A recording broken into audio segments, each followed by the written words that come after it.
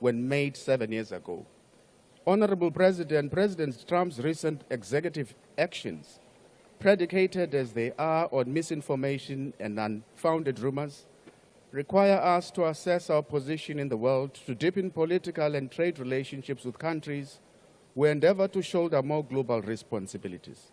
To this end, we should reorient our trade priorities towards BRICS countries, who constitute approximately 50% of the global population, and the African Continental Free Trade Area.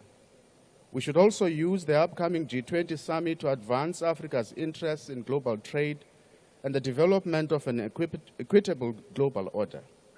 In this regard, President, I appeal to you to conduct sober and holistic appraisals of our involvement in the DRC and other continental obligations.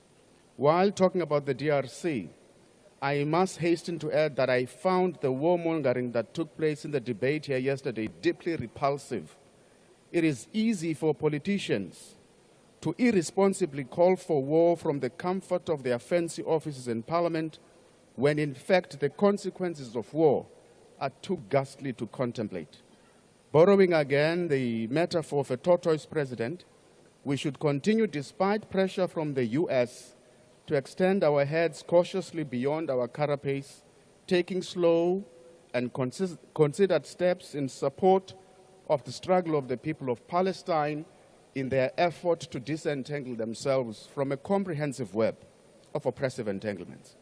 Honorable President, as you indicated in your speech, the empowerment of women, youth, and people with disabilities is of paramount importance. It is therefore unpardonable that 30 years into our democracy, coming from one of these groups, vulnerable groups, serves as a fixed impediment to individual success. In fact, for many of these vulnerable groups, rising above one station is an enterprise for only those most courageous and ambitious. The commendable opening of new ports in other provinces, together with the focus of the Secretariat of the Continental Free Trade Area Agreement on guided trade initiatives for businesses of women, youth, and people with disabilities, should help us to create access to markets for businesses of the marginalized groups. In addition, the proposed change in the funding model for municipalities presents an opportunity for rural municipalities which currently have no revenue-raising capacity to use increased budget allocation to resuscitate their failing economies and to support businesses of marginalized groups. However, President, strict measures should be taken to ensure that the restructuring of the funding model for municipalities does not end up in an exercise where we rob Peter to pay Paul. President, while we accept the importance of social grants... Kwankwa, your time has expired. Dear Bulel, I thank you. I now invite the Honourable Boshoff.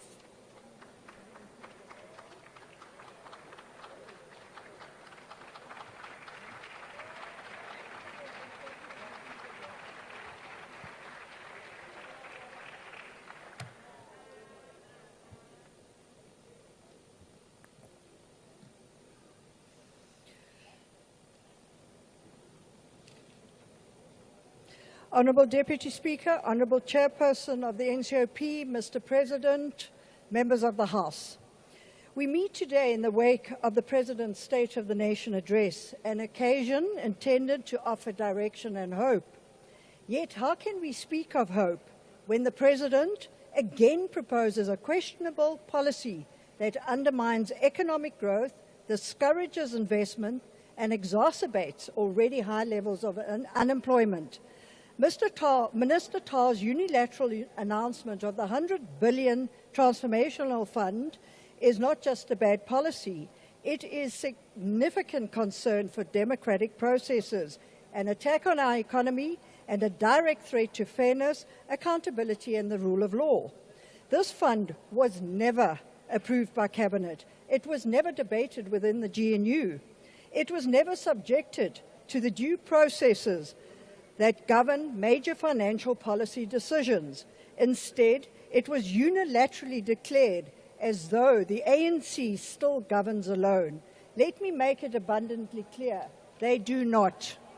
This government is a GNU and not an ANC dictatorship. The days of steamrolling over South Africa's economy and institutions for the benefit of a few elected elite are over.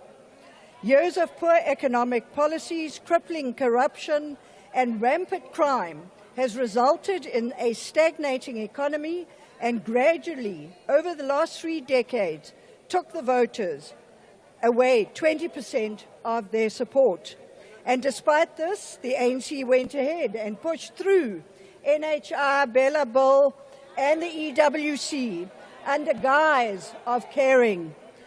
But in effect, all 3 acts do nothing for the economic growth or creating jobs, and each of them limits individual freedom. Speaking to you, sir, read the headlines, ANC.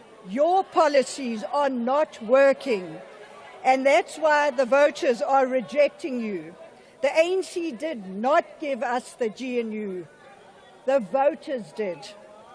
They rejected ANC policy. They rejected race-based legislation. I must, however, stress the need for transformation is not up for a debate. It is a necessity. This means the means by which we achieve it. Honourable Member, please take your seat. I recognise the Chief Whip of the DA. Thank you, Honourable Deputy Speaker. My apologies for doing that to our member, but the member is being drowned out from here where we sit. Can you please ask that the members afford the necessary respect to her? Thank you. Honourable Members, we have made the request earlier this afternoon as well. Please keep down the comments and the heckling so that everyone, even at the back, can hear the Speaker. Honourable Boshoff, please proceed. Thank you, Deputy Speaker. However, the means by which we achieve it must be legally sound, economically viable and transparent. This fund, in its current form, fails on all 3 counts. We have seen this exact playbook before, at Eskom, at Prasa, in PPE scandals, and the billions looted during the state. Honourable Boshoff, please take your seats. Honourable Dugmore.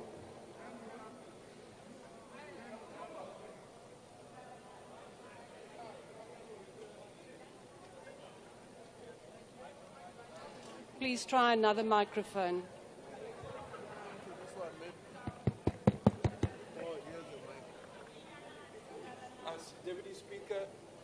Deputy Speaker, I'd like to ask if the honourable member is prepared to take a question and explain, is she in Zilla's caucus or in John Steenhuisen's caucus? Will she take that question? Honourable Boshoff, are you prepared to take a question? I do not entertain silly questions. Please proceed. South African businesses are already struggling due to unreliable power supply and unreliable water supply, a failing infrastructure, a punishing tax regime and policy uncertainty, which is driving investors away. And this fund will only worsen it. The National Empowerment Fund, which is expected to administer this fund, has faced ongoing scrutiny for governance inefficiencies and financial mismanagement. Without strong oversight mechanisms in place, 100 billion in public and private sector contributions could easily become a bottomless pit, failing to deliver meaningful economic transformation while again enriching a select few. We advocate for transparent governance that ensures all public funds are managed through National Treasury and not the questionable NEF.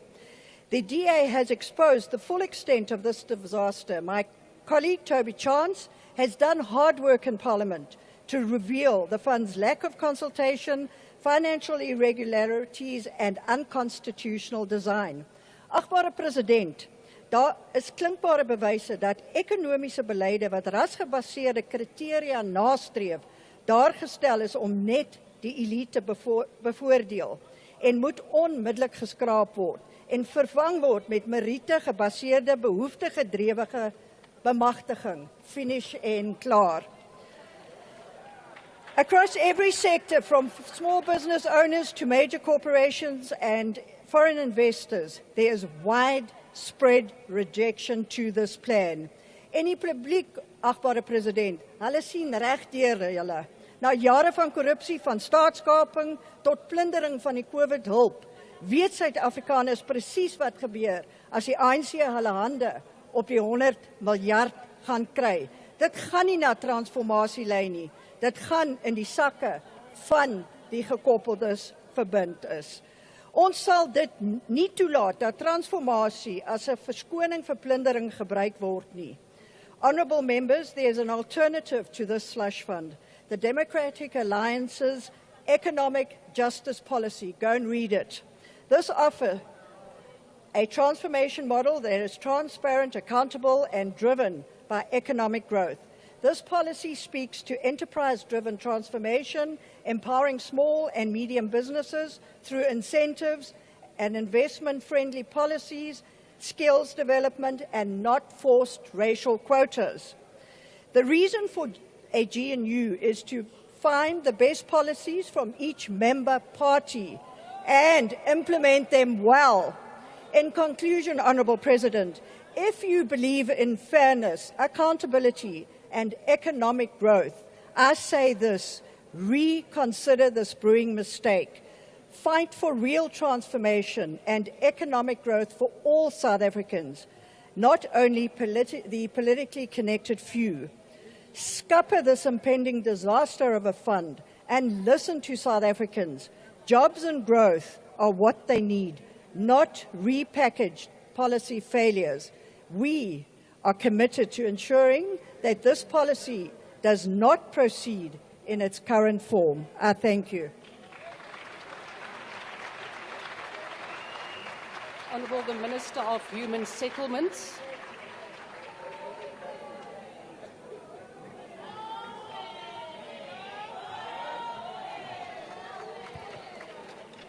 Thank you very much, Honourable Madam Deputy Speaker, Honourable President, Honourable Deputy President, Honourable members, good afternoon.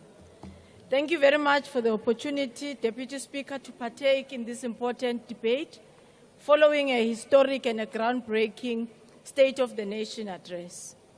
Honourable President, today's debate coincides with the 35 years release of Madiba from prison. President, you provided, like a statesman, a true statesman, a formalistic, succinct speech befitting of who you are. It's a pity that some had very little of it. We accept even that the ANC gains of governance are now personalized today. In some of the years, they belong to one person alone. Honourable Boshoff, transformation cannot only be determined by you. We will determine it jointly, and the transformation fund will go on.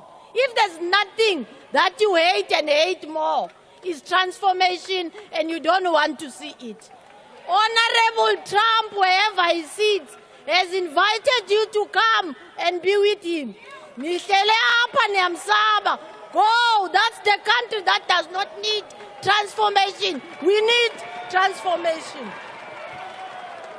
Honourable Trolley, delusional is you.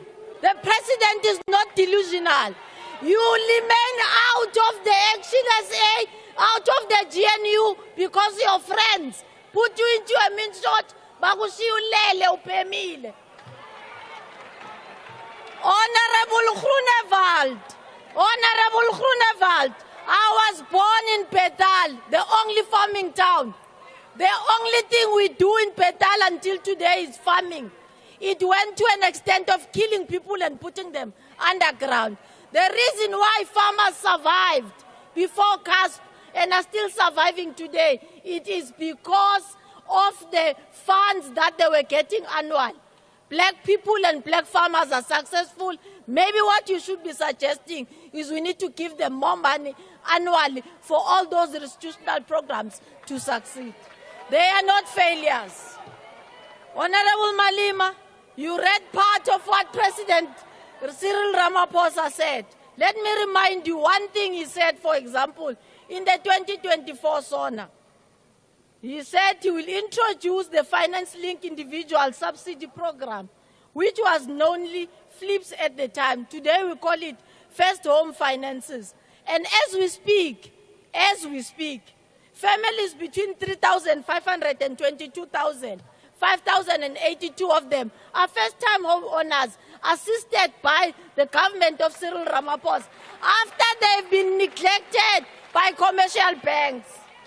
In the year 2024-25, Honorable President, we are intending to upgrade that program and touch the lives of black people to 140,000. We are partnering with all the Phasing Connects Corporation. We are now taking this area to rural areas, this program rather. And we would like to thank the National House of Traditional Leaders, eThekwini eNanda, and the local municipalities, Umlamuli, are already giving us traditional land where we'll finance our black people in rural areas to be first-time home owners. You spoke about a distribution of land here.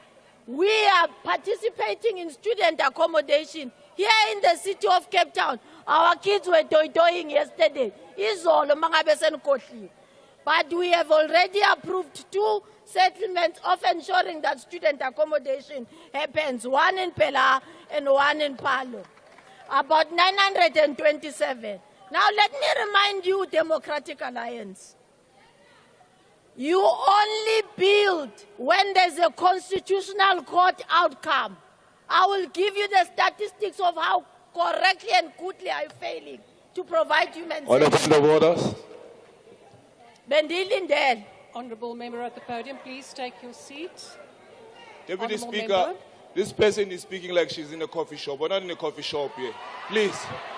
Honourable Whatever member. she drank, she can't bring it here. Honourable I can member. smell it from here. Please. Honourable member. We're not in a Please shopee withdraw here. that. Please, man. Honourable member at the podium, please proceed. Honorable Pambo, try better. Usemfana omncane kakhulu. Practice politics uzawuza next year. They will give you the stage. Next year. Not now. Awuna podium, uyingane encane.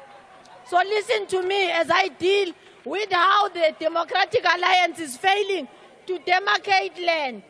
The Bronwell Court outcome at the Constitutional Court just 2 weeks ago show who you are. Forced evictions, taking people out of the community settlements in town, throwing them to 30 kilometers away. Is that the first court outcome? No. The commando outcome, housing, also Constitutional Court. Hambani ganise a transformation fund to the Constitutional Court. Nizawustall. Because contradiction can only be determined by you. As I'm about to conclude, I would like to ground off how you do not spend. In 2023 and 2024, Western Cape is Nambamsila. We took back 250 million, which you couldn't spend, and you should have built houses at Danon, ukuthi kungachi mikuku every December. In our housing development grant, as we speak, you are at 41%, you are likely to lose over 300 million. Go and house people correctly. In the informal settlement grant, you are at 20%. Again, you are going to send money back. Where are the provinces? Limpopo, 64%, KZN, 86%. A national refund where you took back 222 million still screams at you. There's no time to waste. South African wants us to fundamentally change, and we will never be dictated by those who think change can only be determined by them. Yes, I had a coffee shop because Ramaphosa had no finance scheme then. So apply and go to depend.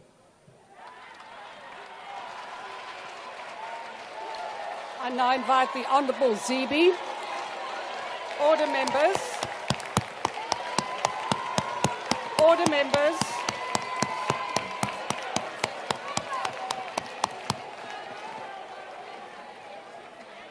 Honourable members, I have already called the next speaker. Order. Honourable Zibi.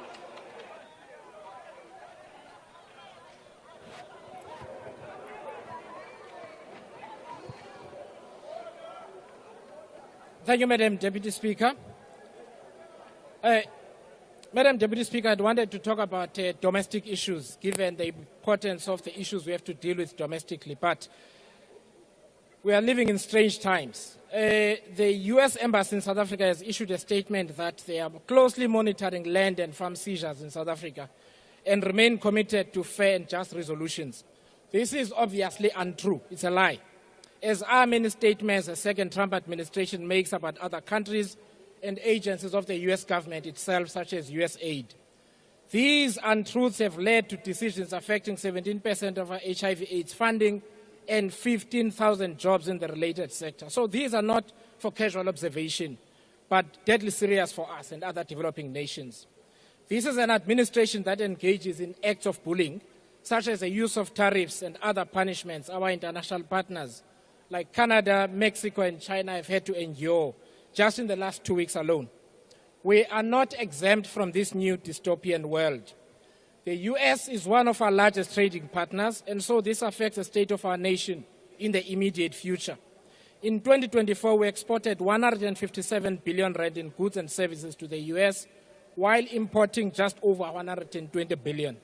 Mineral product and chemical imports from the US into South Africa amounted to 35 billion, while we exported over 20 billion rand of the same. Exports of vehicles, aircraft, and the like amounted to 35 billion. There are tens of thousands of jobs involved and many more livelihoods. We are joined at the hip, but this deep relationship is about to undergo serious strain, with potentially devastating consequences for South Africa's economy and jobs. Mr. President, we must not be caught napping. It is only a matter of time before we are removed from the AGOA arrangement and God knows what other consequence. Now is the time to build export and foreign exchange earning streams and to guard jealously trade and other relationships we already have elsewhere in the world. We must act with urgency and speed while being calm and considered in how we respond to a clearly irrational administration across the Atlantic. After all, it is this new government, rather than the American people in general, that want to break apart an enduring relationship built over the decades.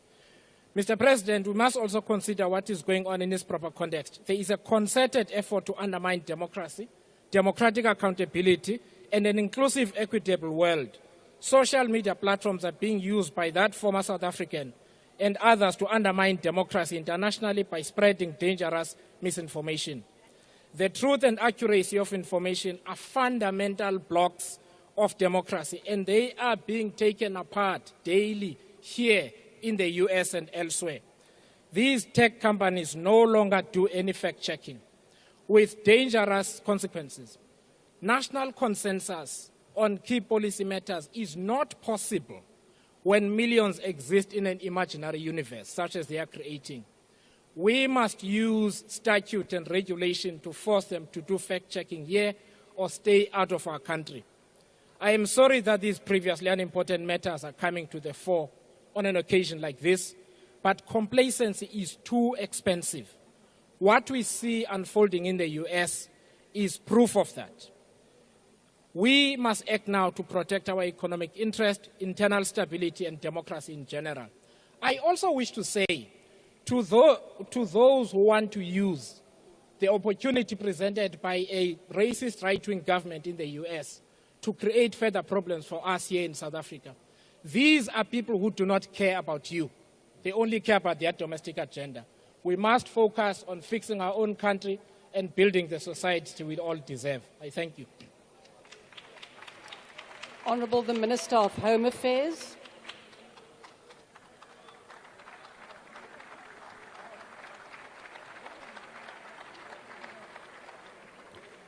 Madam Deputy Speaker, digital transformation provides our country with a once-in-a-lifetime opportunity to leapfrog into the future. While countries like Brazil, India, and Estonia have long embraced digitalization to overcome their problems, South Africa has continued to use manual, paper-based systems dating from the previous century and allowed digital platforms that do exist to decay. The Democratic Alliance therefore welcomes the President's embrace of digital transformation in his State of the Nation address. But this must include urgent regulatory reform to the monopoly held by the state information technology, which suffocates technological innovation. If this can be achieved, then the President's announcement indeed creates an opportunity for our country to not only leapfrog into the digital age, but also to harness digital transformation to achieve the apex priority of the Government of National Unity, which is to grow the economy and create jobs. This is our opportunity to re-engineer government itself, where the paperwork, the queues, and the fraud is replaced by secure online systems available at a touch, as the President aptly put it. At the heart of achieving all of this sits Home Affairs. The key to digitalizing government is the creation of a user-friendly digital identity system that is biometrically secured against fraud. Honourable members, just think about the possibilities. A secure digital ID for every person can eliminate fraudulent payments of social grants and NSFAS funding, make identity theft a thing of the past, create a secure digital wallet for IDs, passports, driver's licenses, educational certificates, and other official documents, and enhance the power of the South African passport.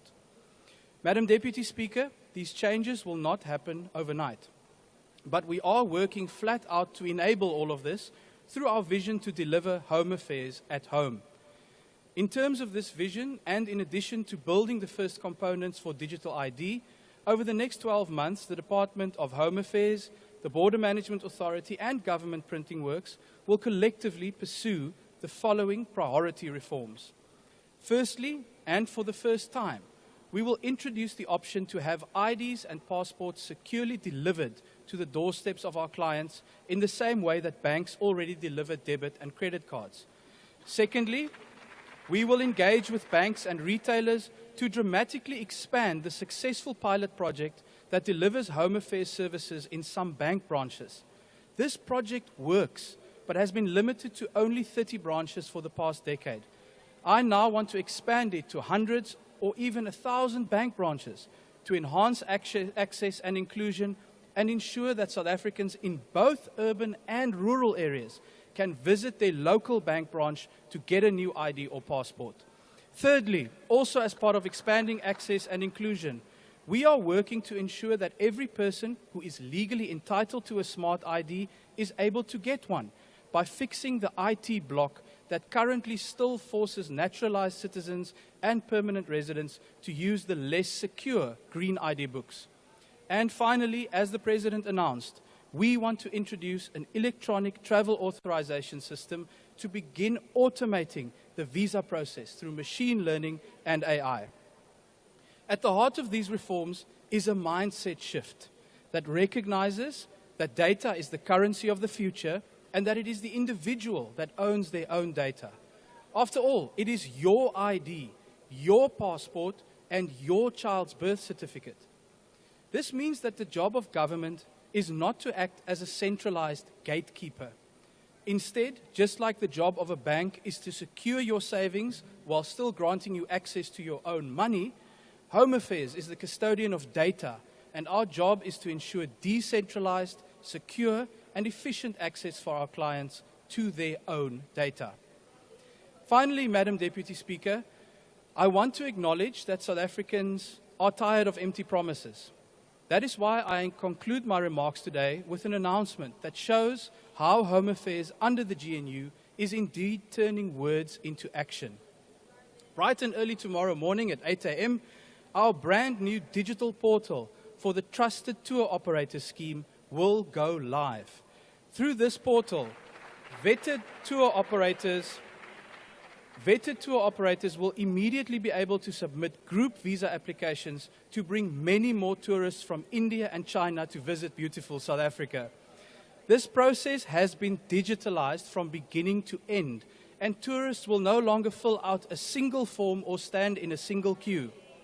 To illustrate the scale of the change, before TTOS was created, there were only 2 South African missions in China and only 2 missions in India to cater to the needs of the 2.8 billion people living in those 2 countries, many of whom want to come to South Africa as tourists. Going forward, tour operators will submit an online group application and receive the outcome of their application digitally within just 3 days. Importantly, this new system was built in-house by harnessing the talent of the young people on Home Affairs' own software development team. I hope that in with a matter of weeks, Minister Patricia de Lille and I will be able to welcome the first airplane full of tourists who would otherwise not have come to spend their money in South Africa. This is Home Affairs demonstrating the power of digital transformation to create jobs. Our commitment is to delivering dignity for all, both by giving people access to services and by driving job creation through visa reform, because nothing on Honourable earth Minister, delivers your time has dignity expired. like a job. Thank you. Honourable the Premier of Mpumalanga.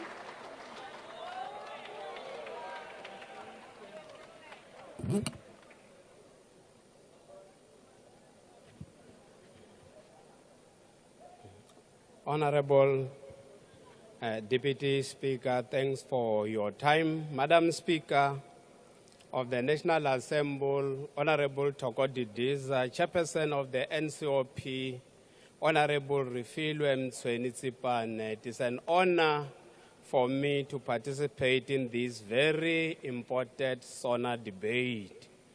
Greetings to the President, His Excellency Cyril Matamela Ramaphosa, Deputy President, Honorable Mashatile, and all members of both the National Assembly and the NCOP. I speak on behalf of the approximately 4 million children who are raised by their grandparents in South Africa.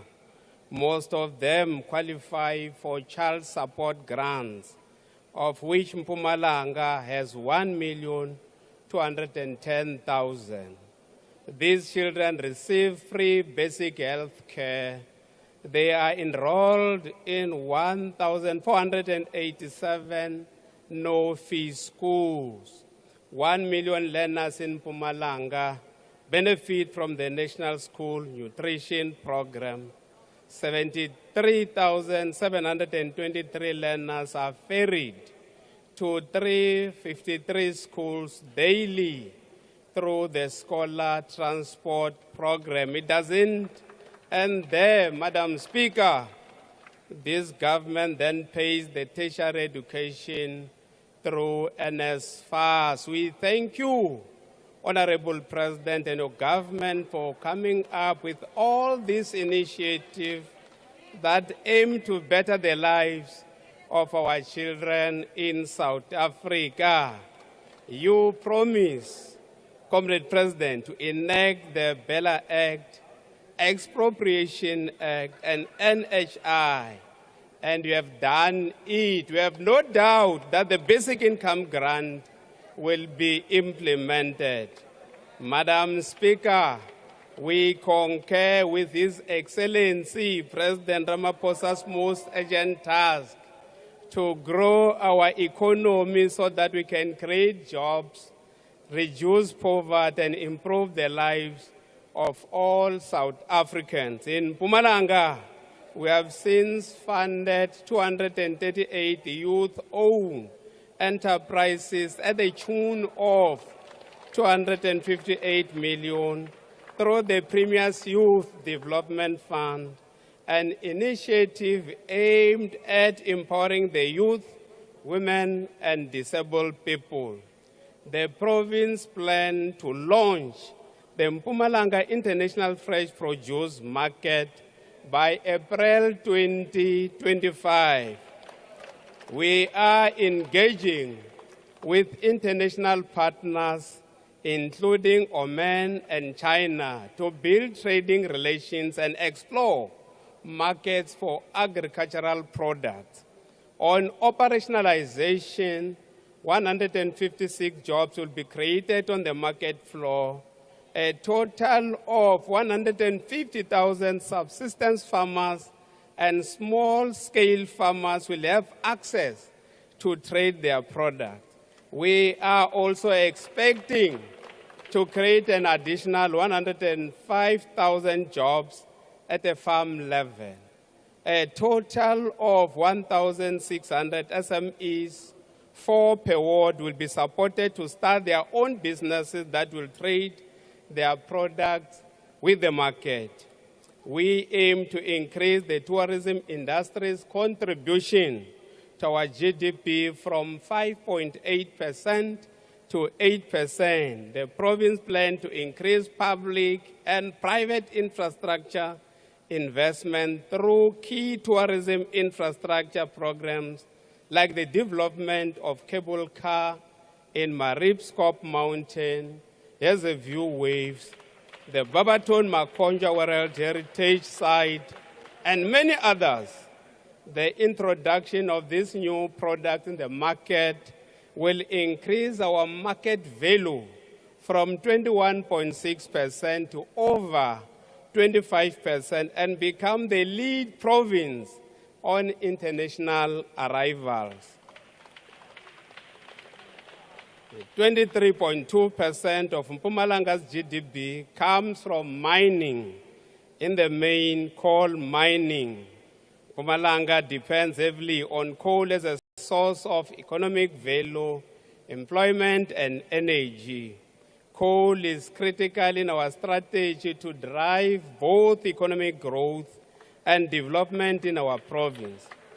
And to achieve our economic growth target of 3%, as announced by the President in his Sona, we support just energy transitions, and there are several projects that are implemented in the province, like the Siriti investment on Mbila Emoyeni wind farm, energy which will create 600 new permanent jobs. But we also support a research on carbon capture, which is being explored in its viability towards mitigating carbon emissions in the region. We invite mining companies that stand to benefit from this research to assist in funding this initiative in the spirit of DDM in Mpumalanga. Kubunyal Tulu, Madam Speaker. Infrastructure development is linked to human development and job creation. We have a date with the President to come and open the state-of-the-art Middelburg Hospital.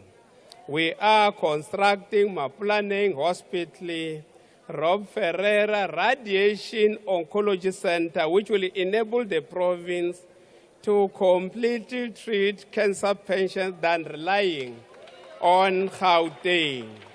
The province is making strides towards the successful implementation of the NHI. 287 out of 292 clinics have achieved ideal clinic status, meeting national healthcare standard. 160 clinics meet all required health regulation and are fully certified by the Office of Health Standard and Compliance. Madam Speaker and Chairperson, we are the third best province in the country whose learners have entered grade 10 and completed grade 12 in record time. We have now completed the building of 7 boarding schools which enroll 6,438 learners from farm schools in our 3 district municipalities.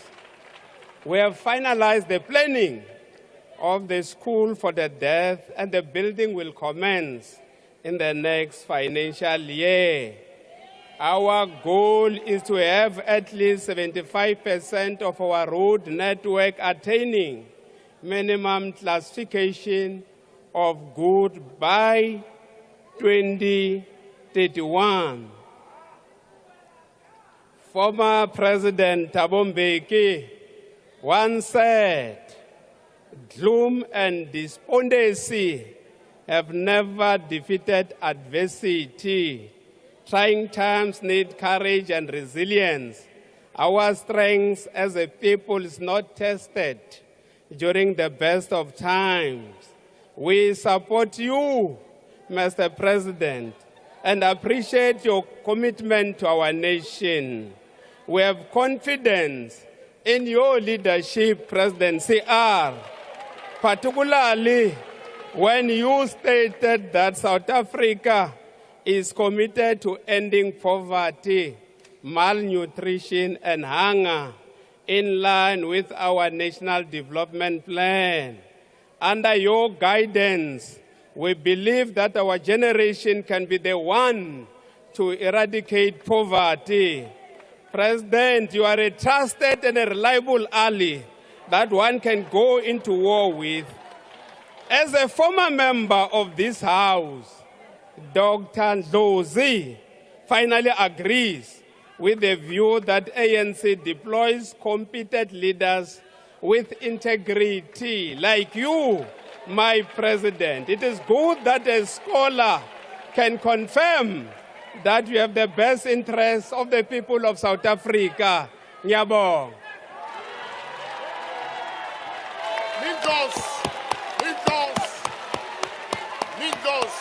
Honourable Maimane. Honourable members, order please. Honourable members, order.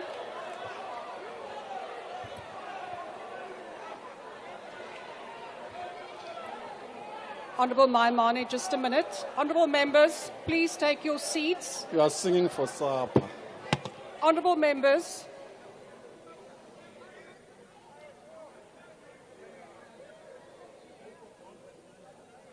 Please proceed, Honourable Maimane. Madam Deputy Speaker, President and Deputy President, honourable members of this House, Bagaetsu Dumelang.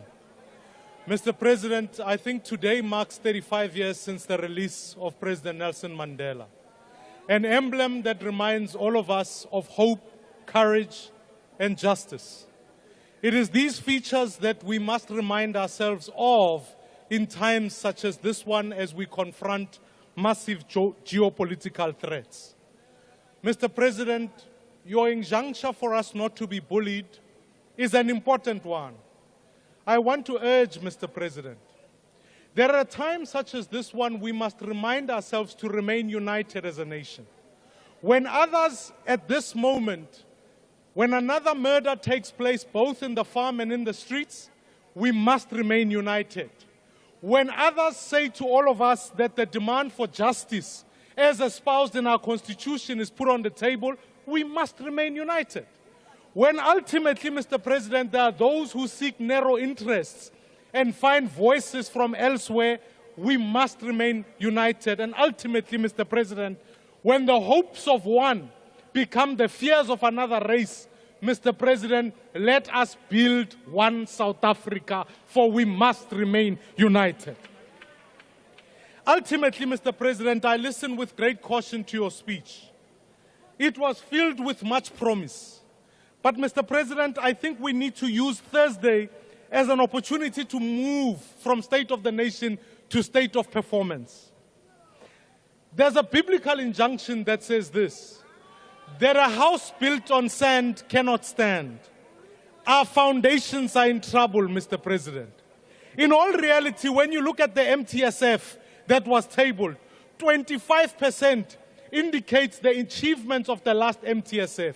Here, Mr. President, we can't pass at 30%. We need a better performance on the next MTSF. Mr. President, our economy has been growing at 1%, and social spending now consumes 60%. I want to urge that our debt is at 5.2 trillion rand, 74% of GDP.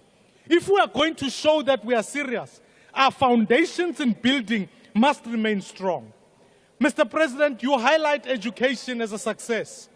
I don't disagree with you on the path of the class of 2024. But I also want to remind you, Mr. President, that were we to pass our young people at 50%, 29% of matriculants were past matric mathematics at 50%, only 30% passed physical science at 50% or more. This is an indicator of the fact that we are going to run short of the skills of the future. So, Mr. President, here's where I want to offer serious partnership. On the first instance, if you really want to see growth, let's cut waste. Let's ensure that we have the cabinet. And if we want 4,000 more police detectives, I say reduce the cabinet and fund the police. On the second instance, let's improve our transport infrastructure. On the third, if we are serious about fighting corruption, Mr. President, the SIU and the NPA are performing at 48% capacity. Let us bring this up to 100% and remove the corrupt elements from either cabinet and also at local government. Lastly, Mr. President, where there are institutions that are not performing, let us merge them so that we create SOEs that can deliver for all South Africans. If this is the year of anything, it must be a year of action. And Mr. President, I implore you, if we are going to be serious, let us build and let us build one South Africa together. I thank you very much. Honourable members, the next speaker on the list is the Honourable Zungula, but I do not see him. Honourable Zungula.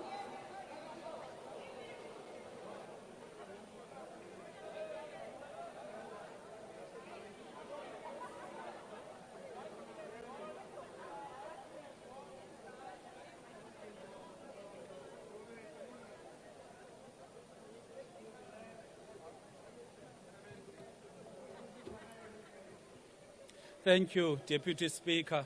Mandikubulise Mongameli, ndibulise Progressive Caucus, ndinibulise nonke malunga leParlamente. It is clear that unemployment, poverty are deliberately engineered to ensure majority of the people live from hand to mouth. Because when the majority of the citizens live from hand to mouth, their immediate occupation is getting their next meal and not fight for the commanding heights of the economy to be owned by the people. The Labour Department enforcing labour laws on all companies, whether it is in the hospitality, construction, farming industries, would significantly reduce unemployment. The PIC must fund manufacturing-driven initiatives. There can never be economic growth and job creation in a consumerism-driven economy. There are factories all around the country, Mr. President. They are lying idle. There are people who are eager to work, and there's a market for the goods. Why are we importing goods that we can produce in South Africa? Mr. President, our communities cannot be defined by alcohol and drug abuse. We have young kids drinking their future away because they've got nothing to do. There must be a heavy investment in sports and arts infrastructure in the townships and villages. We cannot accept that a black child is more likely to be exposed to drugs and alcohol than schools and sports facilities in the townships. The alcohol culture is stealing our future, and the government must act. Enyobeni and countless incidents of alcohol underage drinking are great examples of this. The government must take unpopular decisions and save the future of this country rather than being popular in a country with no future. There must be harsh penalties on anything that kills our children, who are the future of the country. It is an embarrassment that our kids died of food poisoning, yet foreign spaza shop owners were just requested to register. Mr. President, the spazas selling expired and fake foods will not... Spazas selling fake and expired foods will not be solved by registration. The solution lies in strict enforcement of immigration laws and mass employment of environmental health practitioners. Lastly, all progressives we need to unite. We are unable to change the material conditions of the people because of our inability to unite. We may have ambitions for ourselves and our parties, but now is the time to center our politics on the interests of the black child. The Boers and the British united in 1902 to oppress the natives and created laws that up until this day benefit them. No matter how much they hated each other and how many people died in the Anglo-Boer War, they found it in them to unite so they can create a better life for their people. In these 30 years of democracy, it is evident we cannot undo the over 400 years of colonization and oppression without us uniting. Let us unite to expropriate the land our ancestors were forcefully removed from. The majority must own the mineral wealth, and we must transform the economy to ensure the majority, the African majority, enjoy a good quality of life. Generations after us must remember us as a generation that put the interests of the black child ahead of our own. Masimanyane mzi onsundu, siguqule impilo zabantu, singaphathwa ngondlebe zikhanya ilanga. Eli lizwe lolokhokho bethu, lelabantu abamnyama. Thank you. The Honourable the Deputy Minister of Public Works and Infrastructure.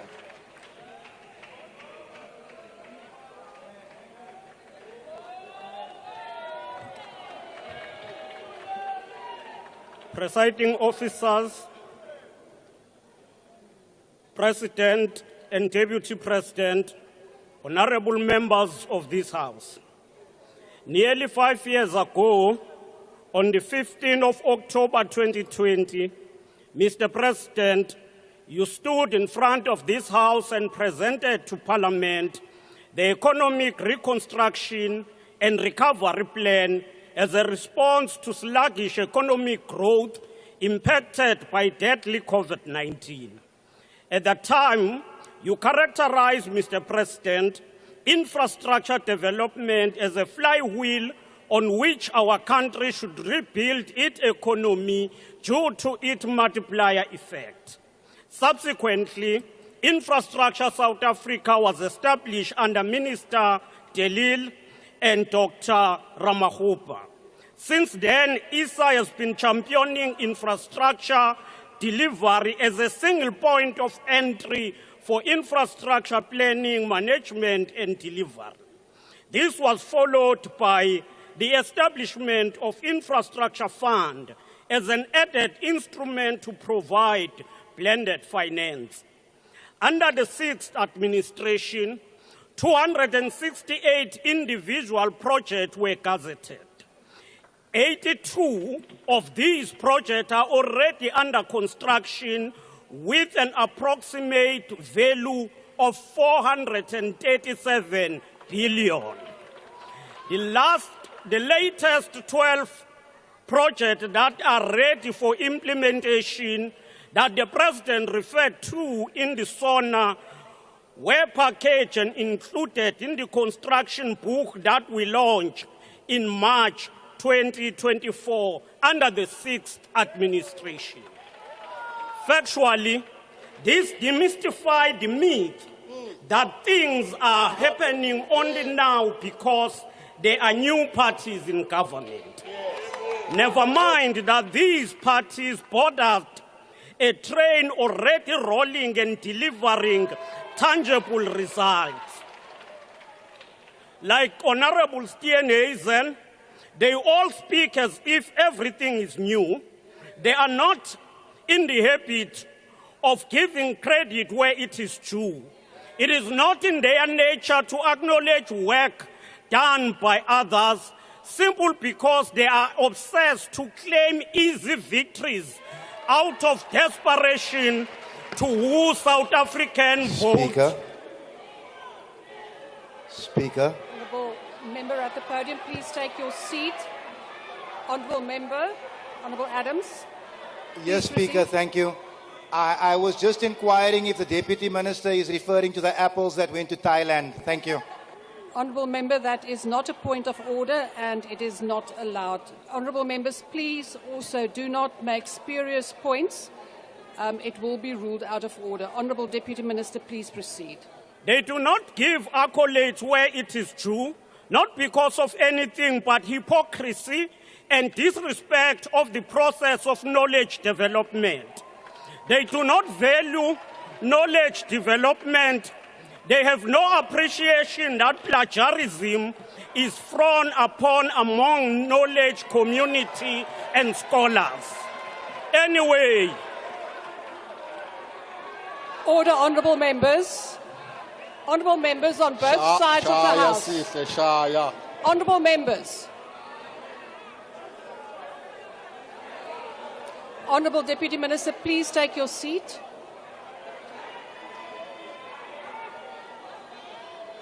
Honourable members on both sides, we will sit until you now decide that the Honourable Deputy Minister has an audience that he can speak to and that he is not drowned out. You have been warned a number of times. So please settle down and keep any of your comments at a pace and at a tempo and at a volume that does not disrupt the speaker on both sides. Honourable Deputy Minister, please proceed. They do not. Honourable members, please act orderly. Please allow the Deputy Minister to speak. We have allowed all the speakers to speak without interruption. Deputy Minister, please proceed. Anyway, plagiarism and data integrity are not taught at a basic education level, yet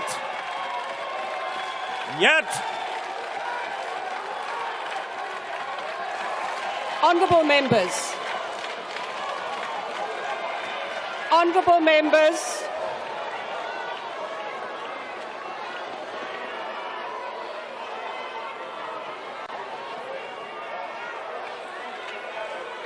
yet they are... Honourable Deputy Minister, please take your seat.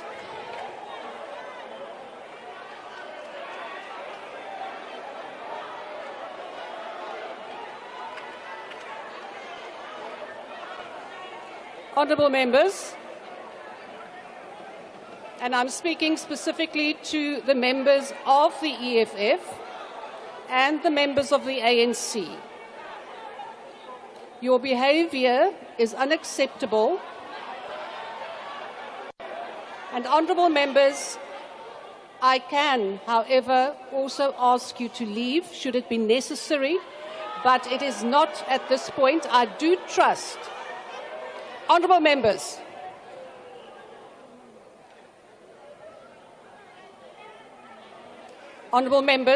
can we please proceed with the necessary decorum of this House? Because at this point, there is no decorum on your side.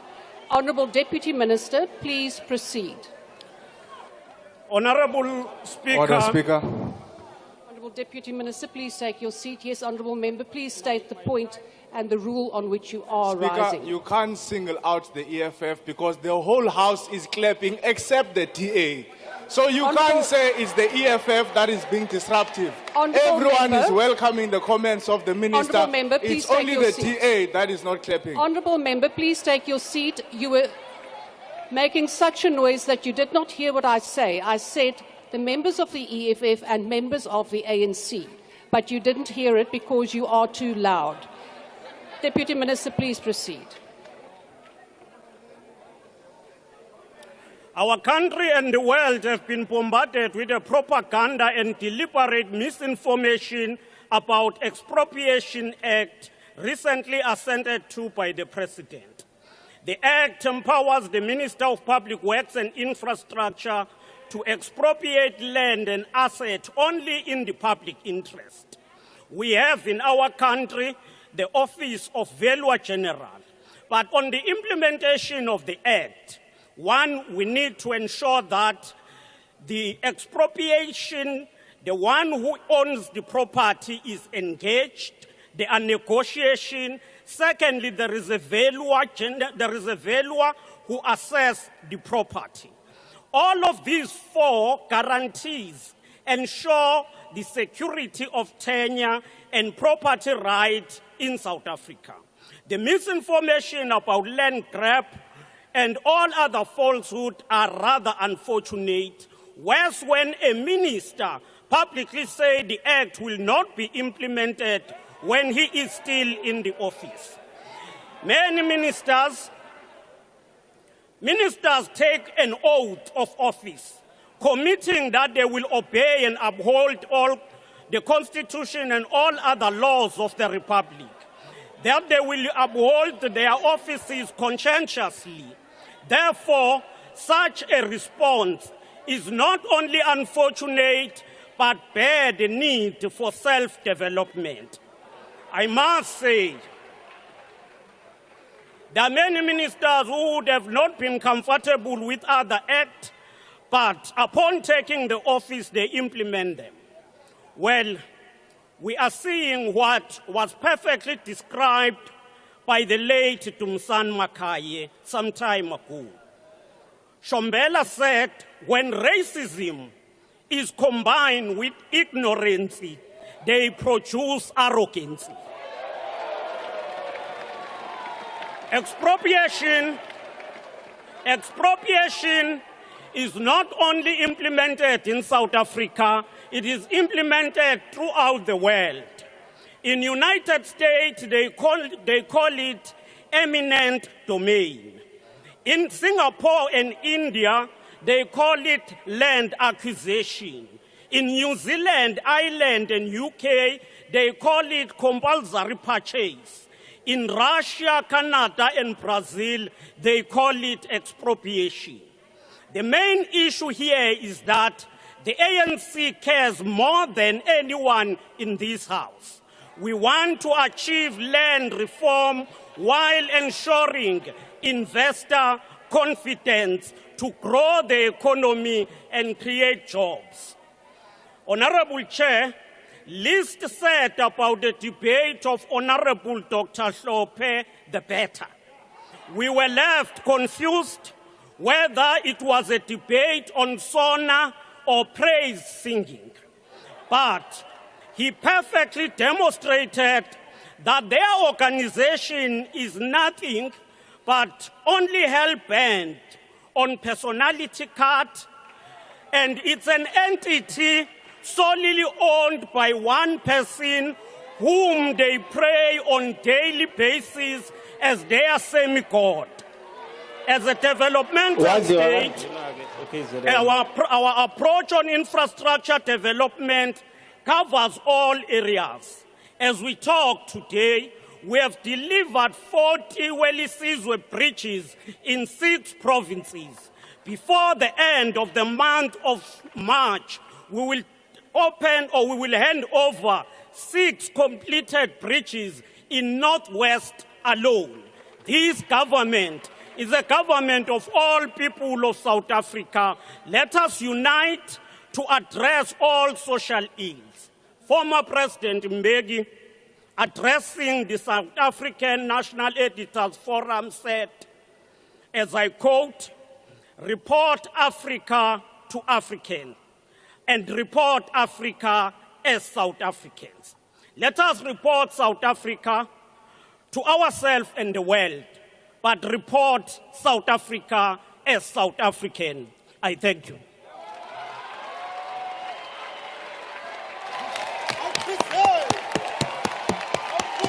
The Honourable the Minister of Justice and Constitutional Development.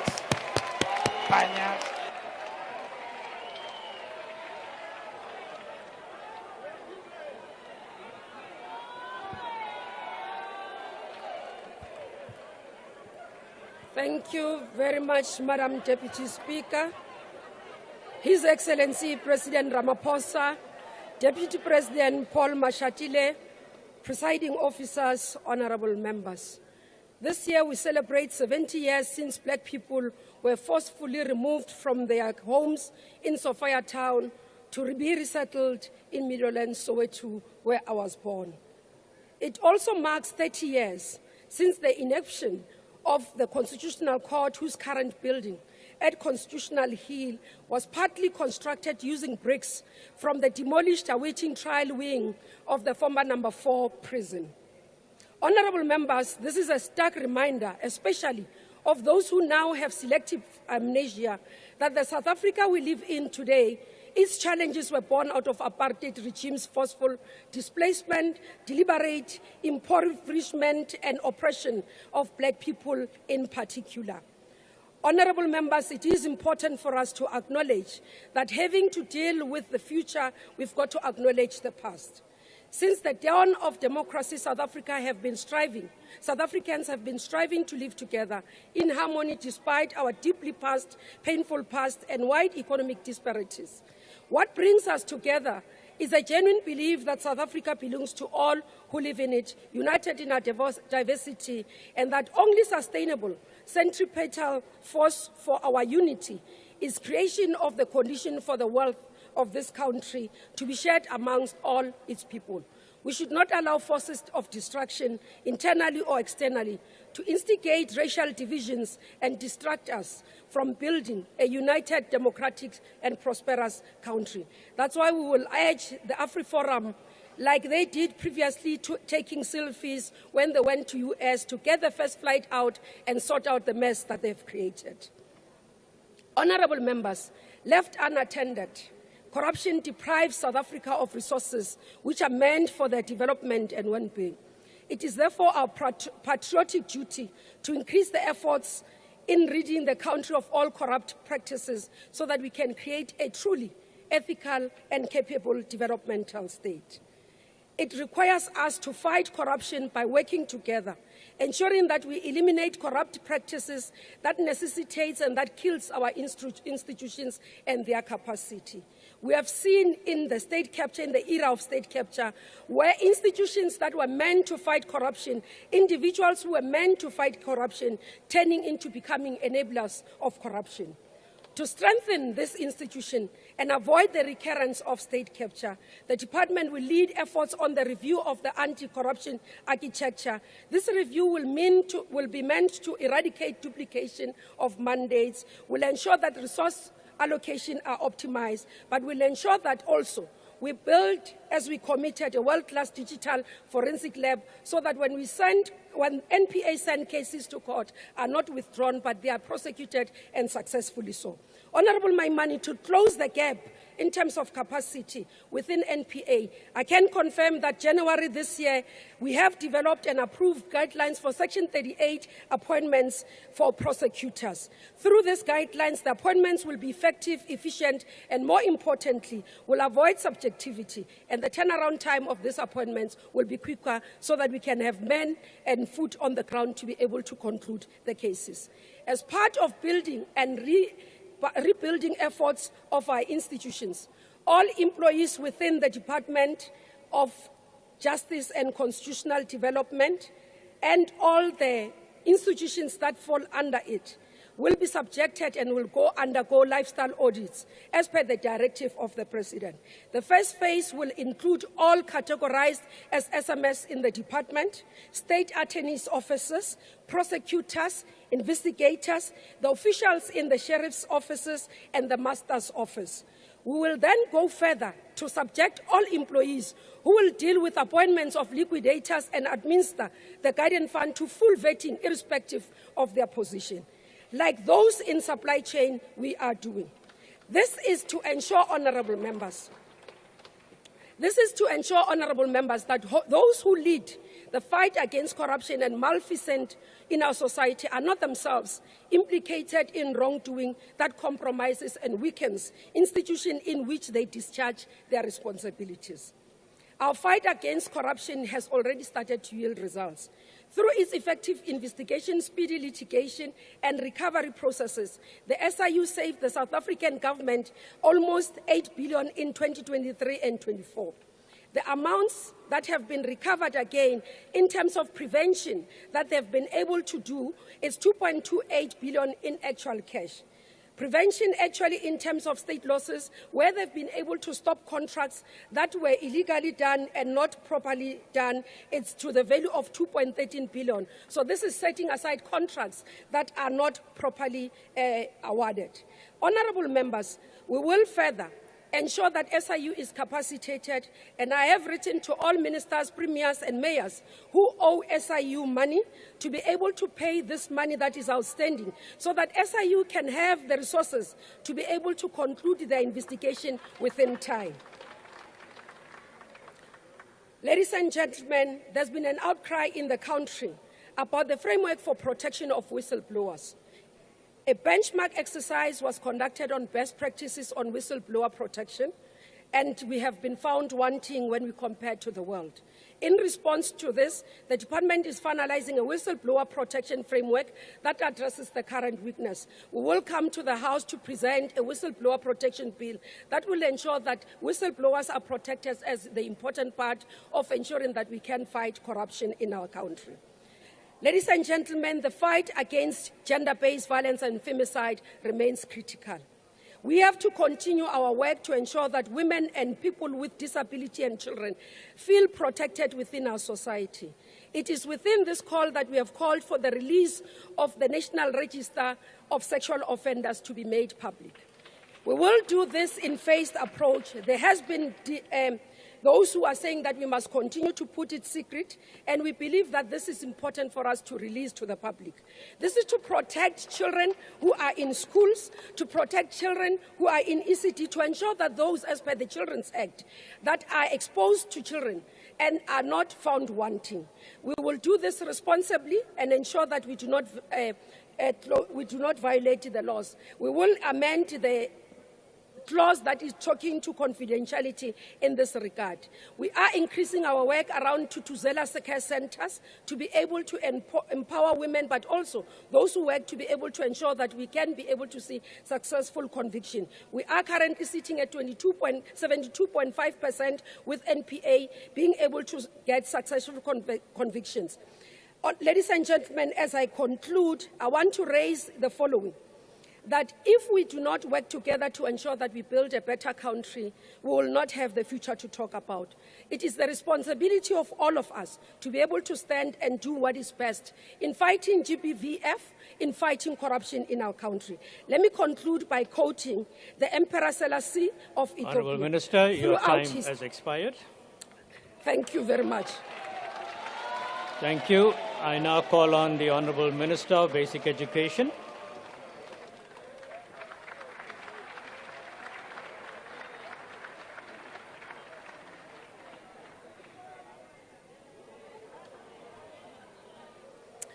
Chairperson,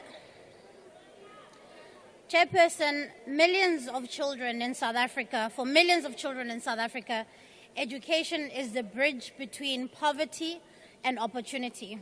It is the ticket out of their current circumstances into a better future. And that is why the chronic underfunding in this sector has had devastating effects, not just to the education sector, but to the future of South Africa's greatest assets, its young people. Prolonged underfunding due to poor policy decision-making over the years has undermined the delivery of frontline services. Currently, we are unable to meet the demand for the teachers that we need. Classes are overcrowded. Kwilali nakwindawo ezisemaphandleni kusekho izikolo ezingekho semgangathweni ezibangela ubungozi ebantwaneni bokufunda. And in many cities, parents are struggling to find places for their children in schools. And all of these realities, members, make it difficult for quality learning and teaching to take place. And it is for this reason that we need to move with urgency to turn the situation around. Our reforms must be clear, they must be swift, and indeed, Minister of Finance, they must be funded. In just 7 months, the Department of Basic Education has worked tirelessly to address long-standing challenges that our schooling system is facing. We've started to reorientate the system towards improving quality early learning. Research has shown that investment in early child learning will yield powerful dividends later in life and indeed for our economic prospects. This is key to ensuring that our children have strong learning foundations that will unlock opportunities for them to excel in school and to participate in our economy. And so to achieve this, we are focusing on the following: expanding ECD access for children, ensuring that the Funza Lushaka bursary scheme prioritizes students pursuing foundation phase teaching, reviewing the post-provisioning norms to reduce large class sizes and improve learning outcomes in the foundation phase, updating the national catalogue of learning and teaching material to improve curriculum delivery, and protecting teaching and learning time. Chair, the quality of teaching and learning cannot take place in a learning environment that lack dignity and are unsafe.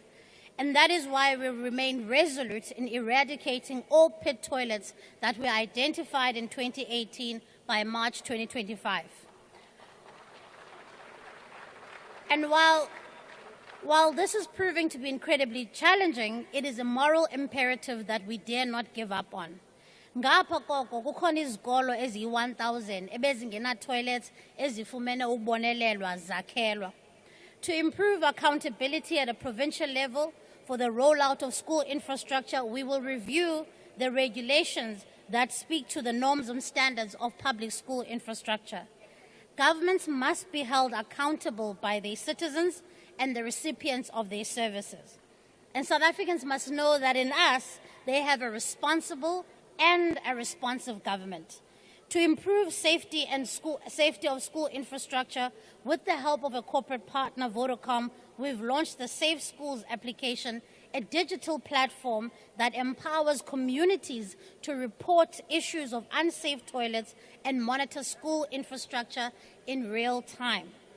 And to combat crime in schools, we are fast-tracking the vetting of educators against the National Register for Sex Offenders. And that's why we welcome making this public, Minister of Constitutional Development. Chairperson, the Bella Act implementation continues. As indicated by the President in the Sona, we are busy finalizing regulations that will go out for public comment and input. Ultimately, these guidelines and regulations must be implemented in a manner that protects the learner, that protects the teacher, and that protects our schools. I will not tolerate the politicization of this act in a way that affects our children and distracts them from teaching and learning. As part of efforts to improve quality outcomes in the education sector, we are convening the National Education and Training Council. This advisory body members will be composed of experts from across the education sector that will provide guidance for us on how we strengthen the funding model for public schools, how do we improve literacy and numeracy across phases, how do we integrate early child learning into the schooling system, and how do we review the pass rate requirements across all phases, including at a matric level. Mr. President, the DA has taken its role in the government of national unity very seriously. We remain committed ensuring that learners have access to quality teachers, safe school environments, and that they have the necessary resources they need to succeed. If this GNU moves with the required urgency and conviction, it will mean greater stability, economic growth, and opportunity for all South Africans. While some opposition parties in this House would rather see the country collapse under the weight of populism and economic ruin, we stand firm ukusebenzela abantu beli. Kaloku mongameli sithunyiwe eburhulumenteni ngabantu ebebephelelwe lithemba asindoze ke sizobadanisa ngoku. Honourable Minister, your The future time of has South expired. Africa, the future of South Africa depends on the education we provide today. Thank you, Honourable Minister. I now call the Deputy Minister of Social Development.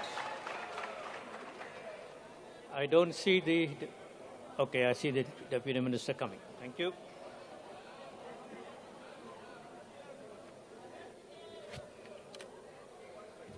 Honourable House Chair, I remember that when His Excellency Cyril Ramaphosa gave us a national address in the City Hall, I gave him 10 out of 10. And I also said that behind every president, there's a First Lady. In this Sona address, Your Excellency Cyril Ramaphosa, you did much better. I also want to refer to the class of 24, and we all stood up and gave the class of 24 a standing ovation.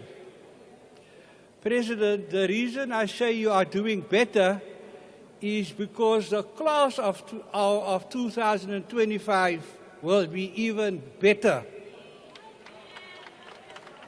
You know, President, that social beneficiaries will have the biggest slice of the budget to eradicate food poverty in the Mid-Term Development Plan and also highlighted in your Sona address.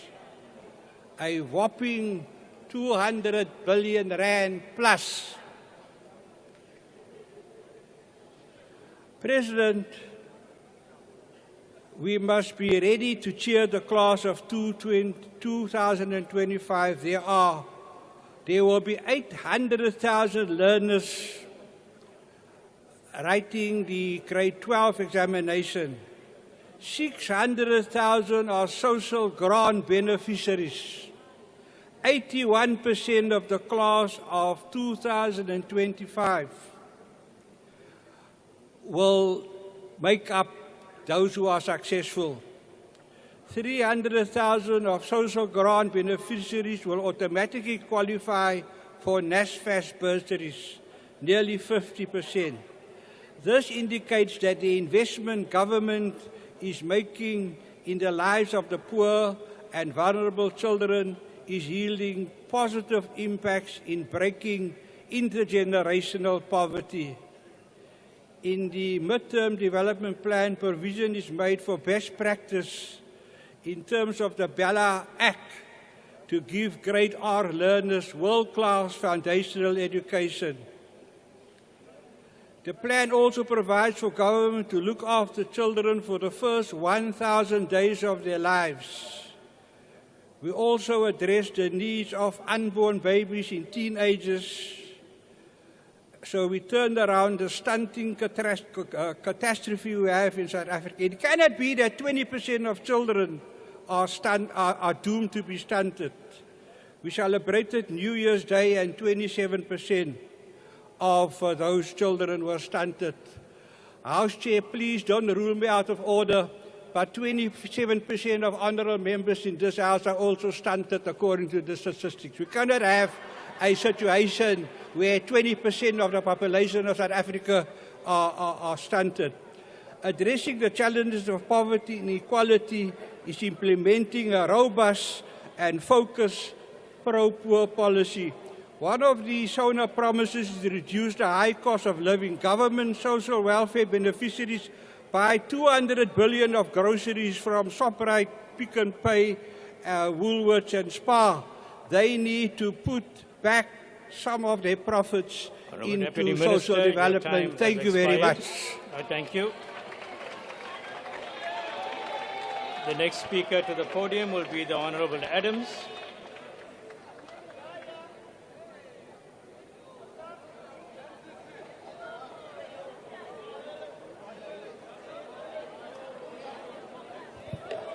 Chairperson, Honourable President, Honourable Deputy President, Madam Speaker, colleagues, the Progressive Caucus. Mr. President, there are two things I took from your speech. The one was that all of South Africa should mourn the loss of our boys in the DRC. It is a sad moment for this country. But it was countered, Mr. President, by the fact that we can send our boys to go and guard the minerals in another country, but we can't deal with the Zamas at home. The second thing, Mr. President, and I want to laud you for this, was congratulations for telling Donald Trump to sit down, because this is South Africa. This is not a colony of the USA. Well done, Mr. President. I want to commend you, Mr. President, for your stance on the Palestinian issue in defiance of those people who you call your GNU partners. But I want to ask you a question, Mr. President. In September of 2024, was David Barnea the head of Israeli Mossad in this country? And did you meet with him? The country needs to know. I want to say to you, Mr. President, I want to address our Honourable Minister of Agriculture, who comes up here and he speaks all type of dribble. He should go home and listen to his recording. Because he speaks of 9 wasted years. Let me give you a man of colour's perspective. Under Jacob Zuma, if you had HIV, it was 9 sweet years because he saved lives. Under Jacob Zuma, if you were a construction worker like I, there was lots of work and lots of growth. It was a good time to be a construction worker. Under Jacob Zuma, a bread cost my mother 10 rand. Today it costs 21. I note, Honourable Minister of Agriculture, that you took the credit for sending apples to Thailand. Tell us the truth. Whose work was it really? Because I just heard the Honorable Deputy Minister of Public Works come on the stage and say things about the GNU that makes me want to welcome the EFF in the crossover to become government. I think it's necessary. I think it is time. I want to say to you, Mr. President, you can correct your mistake. There is time, because I heard a man stand here wanting to engage the Minister of Police about cattle theft. But my boys are dying 10 at a time on the Cape Flats per day. He does not speak to SAPS about that. A white man's sheep is more important than colored lives to Honorable John Steenhuisen. He has the temerity to come and stand here and talk to us about education. But his government cut our schools by 2,400 teachers and took care to protect white public schools from the losses. Mr. President, you need to encourage the minister that it is okay to be stupid. It is okay to be a hypocrite. It is okay to be a racist, but to be a combination of the three, that is not okay. Not even here.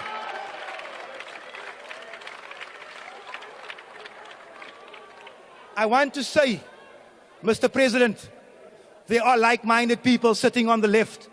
Lean to the left. The answers are on the left.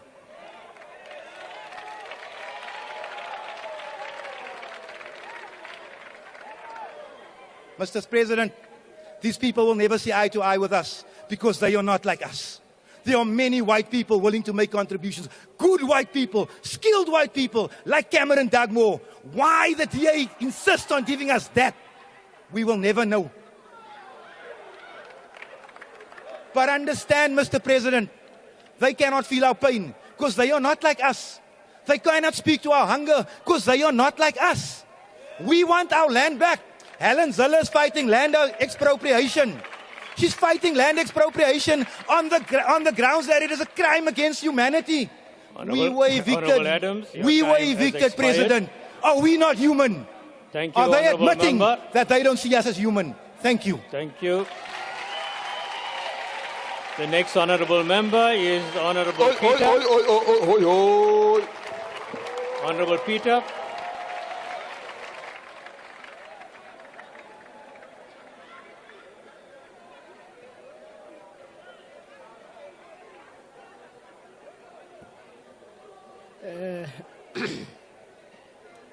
Manbulise, ndicela ukhuselwa chairperson.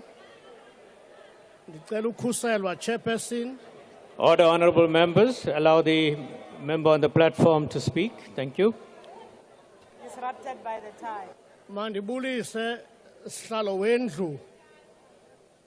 Ndibulise kumongameli njengo number 1 kweli lizwe. Ndibulise kubantu boMzantsi Afrika, ndicela indlebe bandimamele ukuba ndizawuthini ndiyi-UDM. Mongameli ohloniphekileyo weli lizwe, sime kulo mzi namhlanje sisizwe esithokombise intloko. Sijonge ezantsi, Mongameli.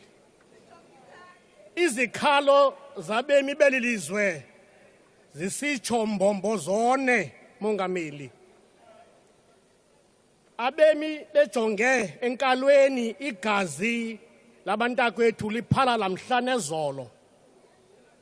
Asiluvanga ukhuseleko lwabo kwintetha yakho, Mongameli.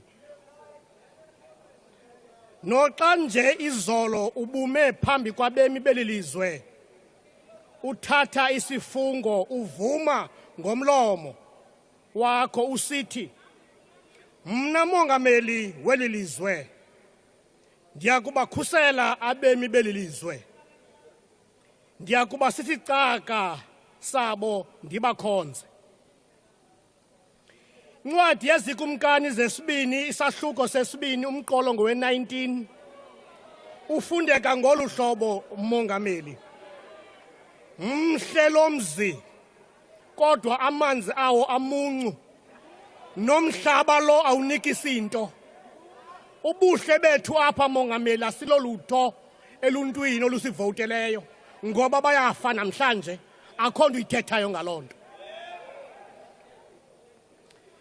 Si-UDM ke mongameli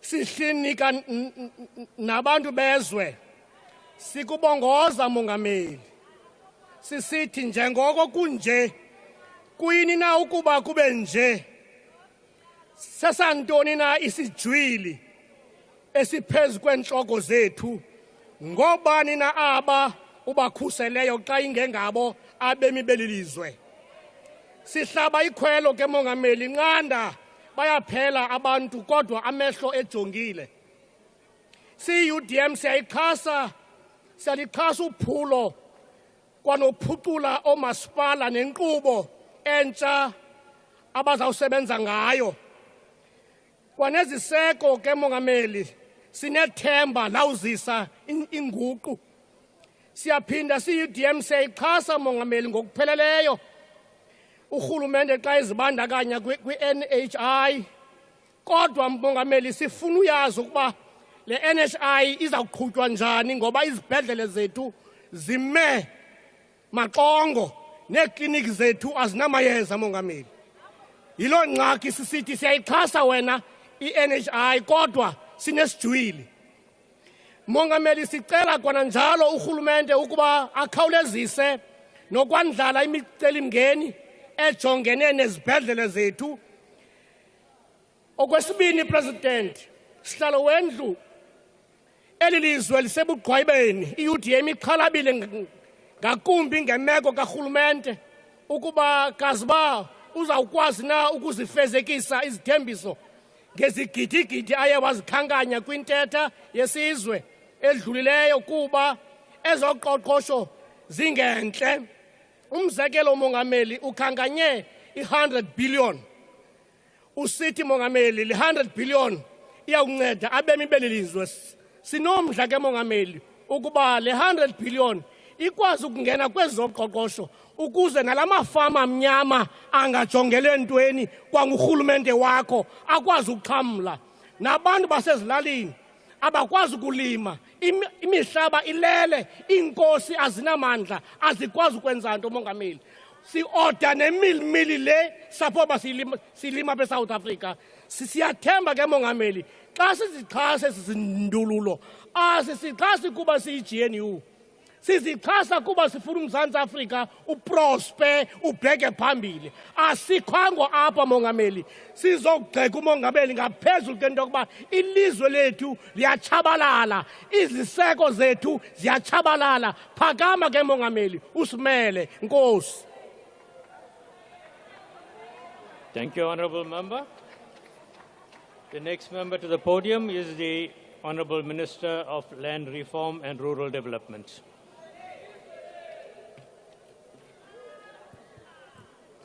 House Chairperson, President and Deputy President, the PAC of Azania welcomes the State of the Nation address. President, you made an undertaking that the government will invest in digital public infrastructure to give South Africans access to government services. You further stated that this will transform the relationship between citizens and government. To this effect, the Department of Land Reform has embarked on the digital transformation of the DIG registry process that will improve security of tenure, increase access to registry services, and improve service efficiencies. The phase of electronic lodgement of deeds through the electronic deeds registry system will go online from 1st April 2025. Once all phases of EDRS are fully completed, we envisage to link the system with other stakeholder systems such as SARS, financial sector, municipalities, Department of Justice, and Master's Office.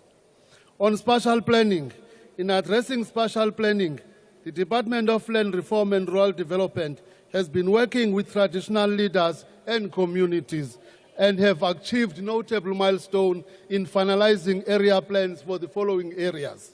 City of Tshwane Metropolitan Municipality in Gauteng, Ngutu Local Municipality in KwaZulu-Natal, Joe Morolong Local Municipality in Northern Cape, and Maluti Wapofong Local Municipality in Free State. This will ensure transparency, accountability, and alignment with the priorities of National Spatial Development Framework and assist in driving coordinated action towards spatial justice.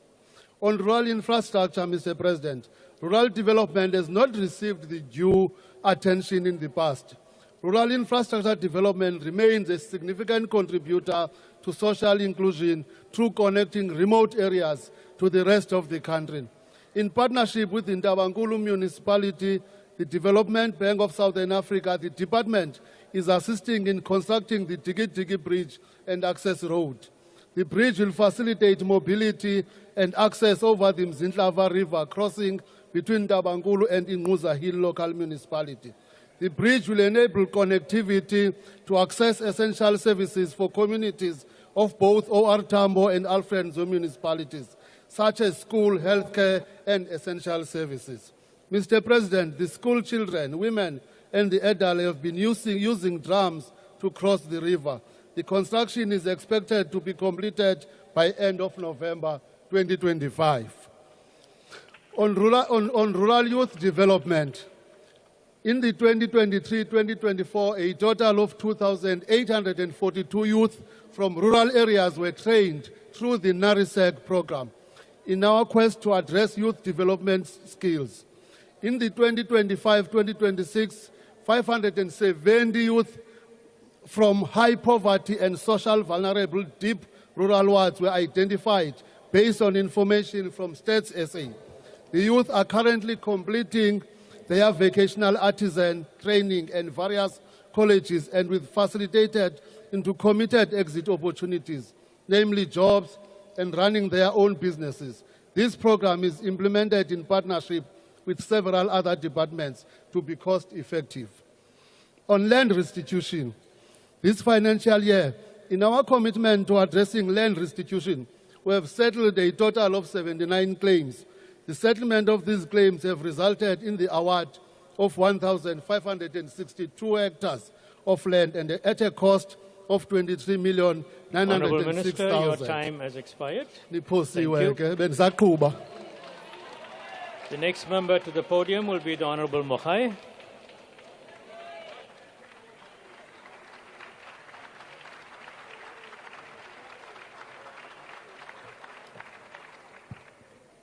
Honourable Speaker, Honourable Chairperson of the NCOP, Mr. President, members of the House and fellow South Africans. Mr. President, let me start my debate with a famous quote by Benjamin Franklin about crime prevention, and I quote, "An ounce of prevention is worth a pound of cure," close quote. In this quote, he emphasizes that preventing crime is easier than dealing with the consequences of criminality. It is important that we strive to prevent criminal activities before they even occur. Crime prevention is a shared responsibility which includes community building, activities that strengthen the sense of community, such as support groups and community safety programs, police forums, and neighborhood watches. Early intervention is also important, intervening early in a person's life to prevent them from becoming involved in crime. And lastly, public education, raising awareness about crime and the attitudes toward it. Visible policing, which plays a huge role in ensuring communities feel and are safe through various operations such as stop, search and seizure, patrols, and detecting and deterring criminal activities. Thus is severely compromised if there are no sufficient and operational vehicles. It becomes difficult to enforce visible policing when your fleet is crippled as a result of a flawed centralized procurement system. The DA is especially concerned about stations located in rural remote areas such as the Northern Cape, Eastern Cape, and Mpumalanga, amongst others.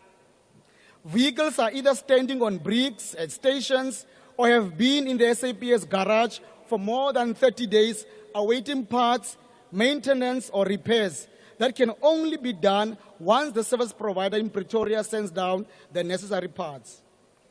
Stations such as Roodepan in the Northern Cape, the province that I proudly represent in the NCOP, are currently only utilizing 9 SAPS vehicles, while 20 are awaiting repairs and maintenance. The Kimberley station is no different, with 23 vehicles awaiting services and repairs.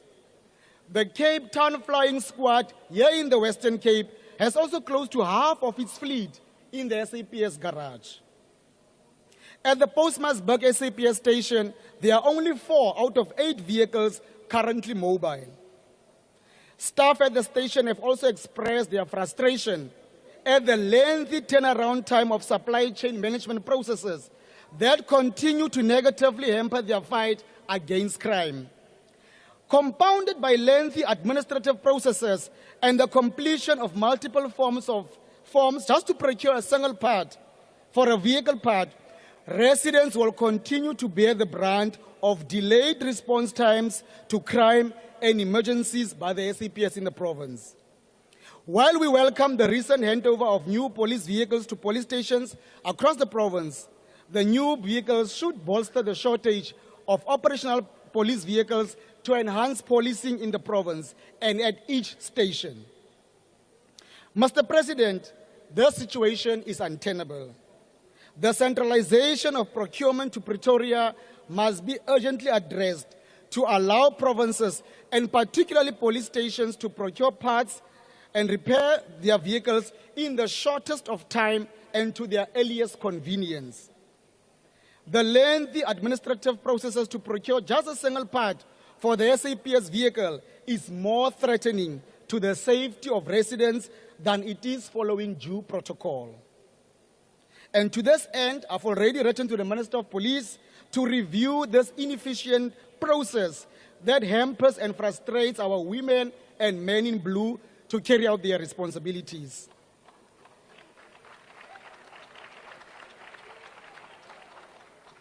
Securing parts for vehicles needs to be a swift and a seamless process to ensure all vehicles are up and running within 30 days, whereby they are returned to the SAPS stations so that policing can commence unhindered and without delays.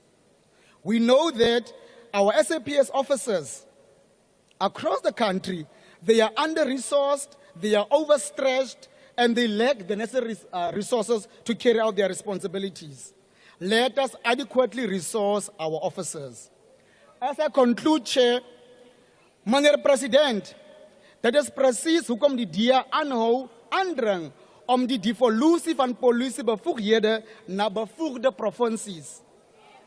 Die Weskaap het bewys dat wanneer provinsies self verantwoordelikheid neem vir misdaadbekamping, daar werklike resultate is. Die Law Enforcement Advancement Program het meer polisieering op die grond geplaas. Dwelmanhoudings verdubbel en teruggedruk teen die bedeende geweld van wat nasionale strategie vastgevang het en lang prosesse gevat om die misdaad in Suid-Afrika te veg. As ons ernstig is oor misdaadbekamping, kan ons nie vasklou aan mislukte een voormalige nasionale model nie. Provinsies moet die mag hê om hulle eie mense te beskerm. En ons in die DA sal nie ophou veg voordat 'n werklikheid word nie. Re dira boikuelo go wena mo president. Le tona ya sepodisi go tokafatsa seemo le serodumo sa tirelo ya sepodisi mo Afrika Borwa. A re gagamatseng ka thata gore baagi botlhe ba naga ya rona ba ne ba babalesegile ka dinako tsotlhe. Pabalesego ya baagi ba rona e botlhokwa thata. Ke a leboga. I thank you. Baie dankie. Thank you very much, Honorable Mohai. The next speaker was supposed to be from the UAT, but I've been informed that there was no name put forward, and there's no member from the UAT. So we'll move on to the next speaker, and that will be the Honorable Cuthbert. To the podium, please.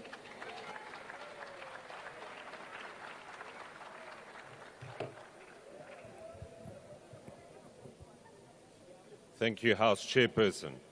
During the ANC's anniversary celebration last month, President Ramaphosa informed party supporters that establishing the Government of National Unity was a strategic decision to advance the national democratic revolution in light of last year's electoral setback. President Ramaphosa correctly pointed out that the ANC's electoral setback forced it to work with other parties. However, he mistakenly suggested that the GNU should be the vehicle to advance the NDR. It is precisely the policies and laws associated with the NDR that led voters to abandon the ANC, thereby paving the way for a multi-party government to enter the union buildings to deliver on the promise of growth and jobs.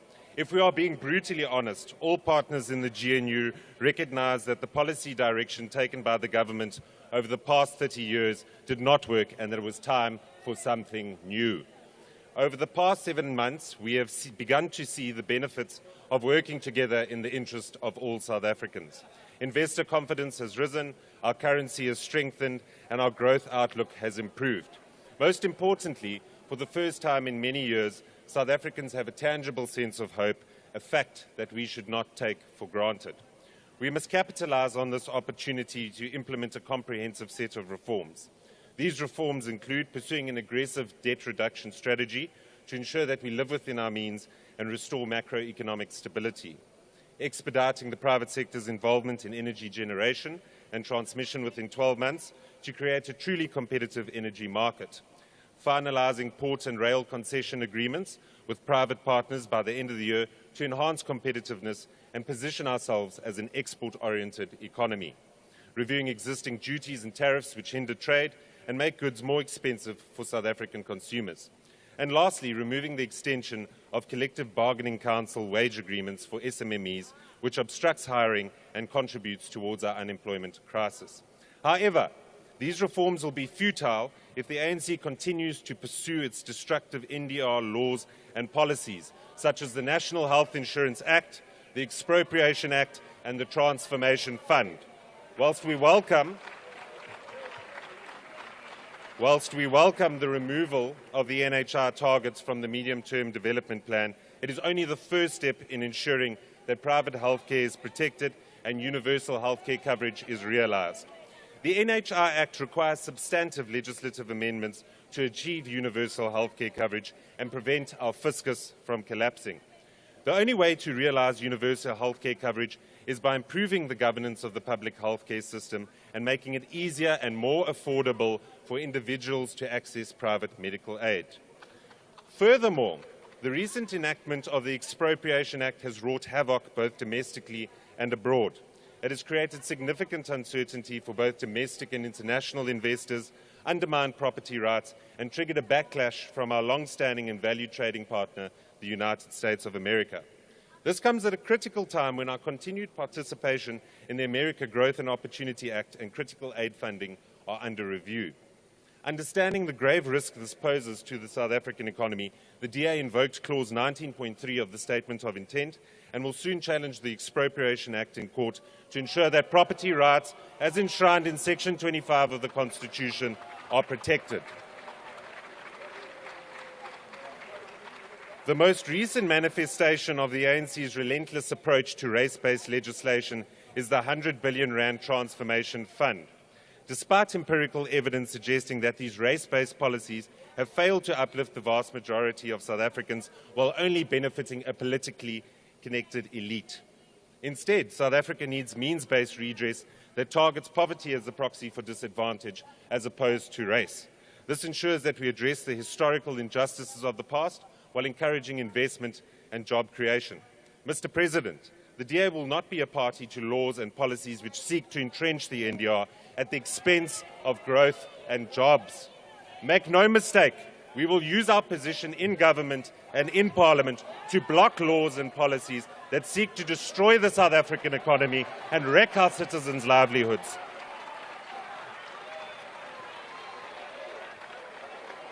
Mr. President, we joined the GNU to drive growth up and unemployment numbers down. However, we can only achieve this by implementing a fresh policy reform agenda at greater depth and greater speed. House Chair, I thank you.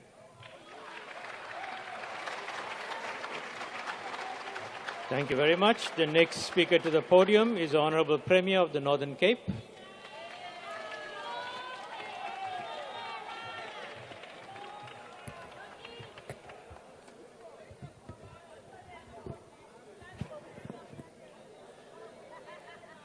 Thank you. Thank you very much, Speaker.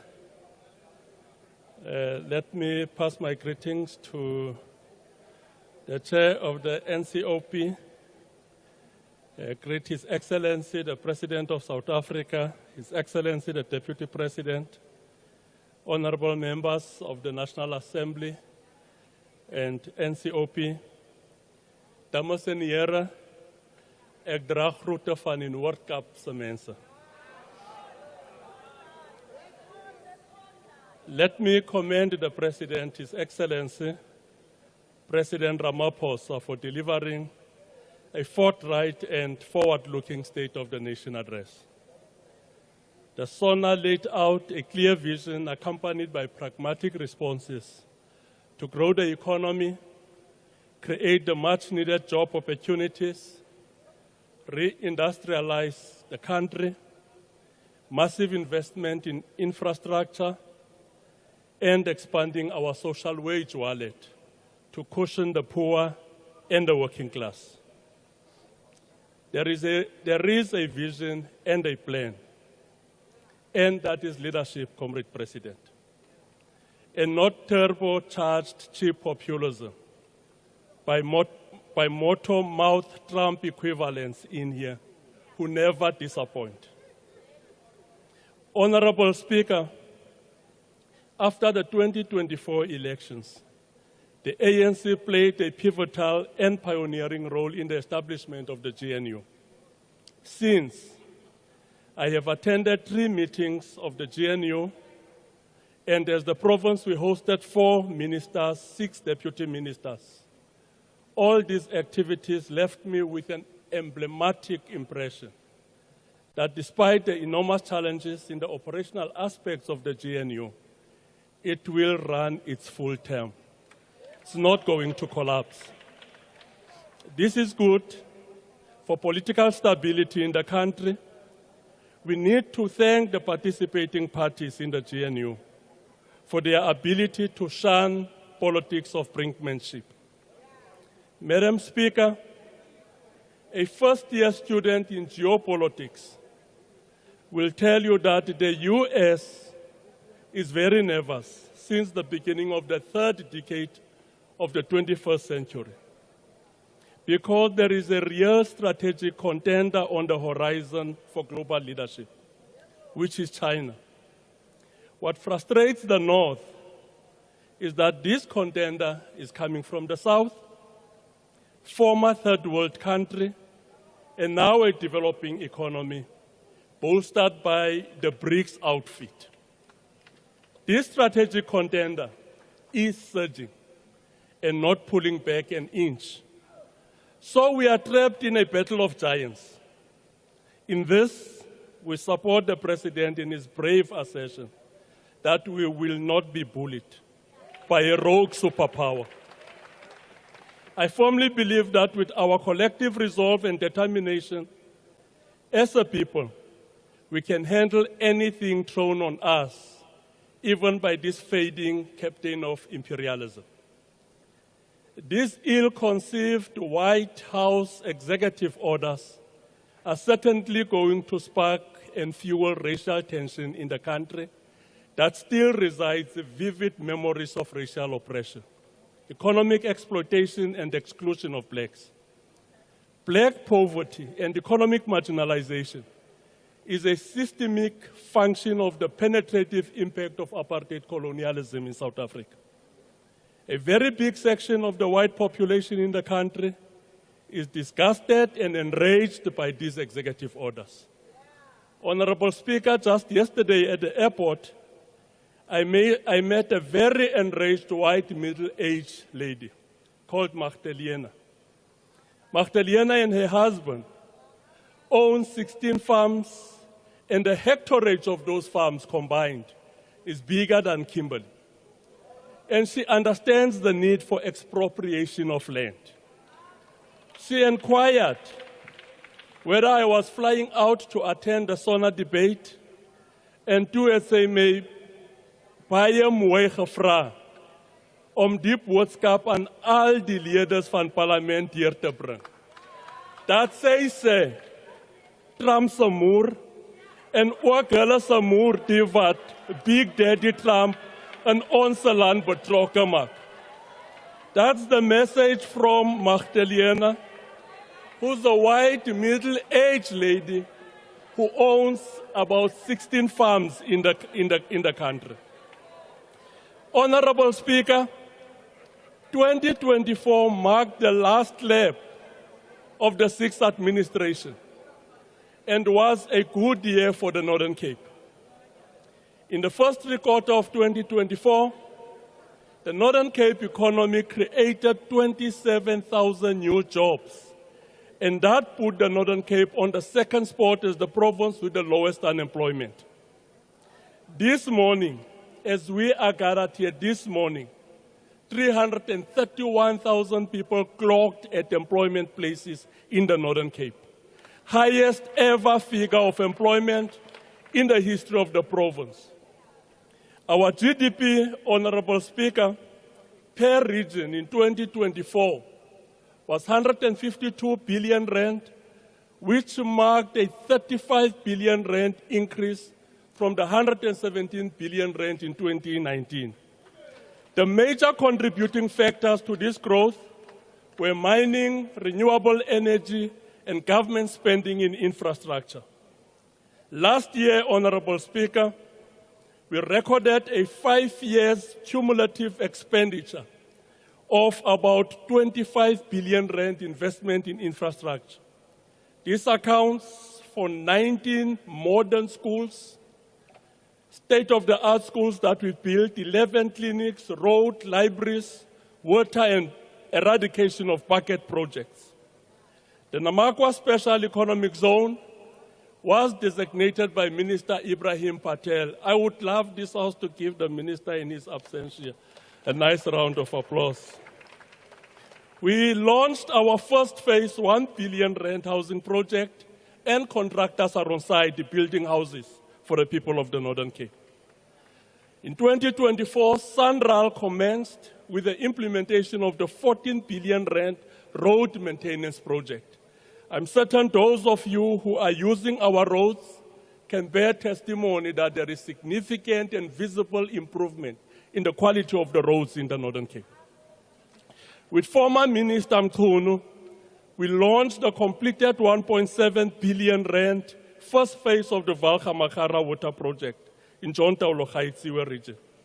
Comrade President, with the massive infrastructure investment, we must include the 10 billion rand second phase of this project that will see more than 200 villages having improved access to clean water. In 2024, the 2.5 billion rand BFI-funded project commenced in Solplaatje municipality, aimed at repairs to bulk water supply infrastructure. We also recorded a decrease in 15 of the 17 priority crimes. Northern Cape is now the safest province in the country. In 2024, 8 clean audits, which marked the highest ever in the history of the Northern Cape administration. The pass rate for 2024 was considerably increased with 8.4%, which is the best improved province in the country, from 75.8% to 84.19%.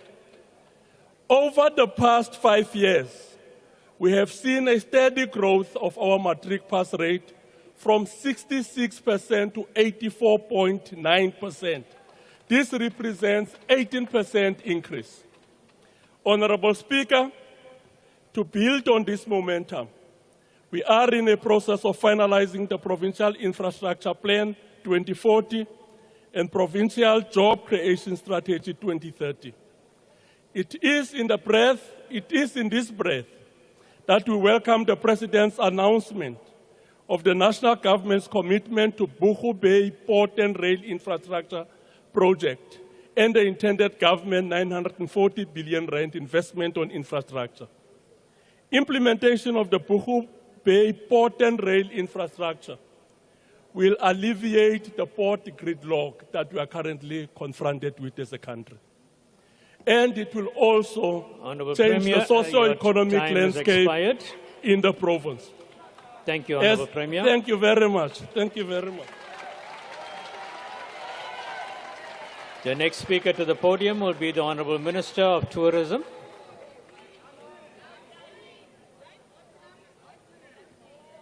Honourable President, Deputy President, and members of the House, Premier Sou, sê vir Tannie Magda, ek stem saam met haar, sy ma se. Dankie. Mr. President, a lot is being said here about America today.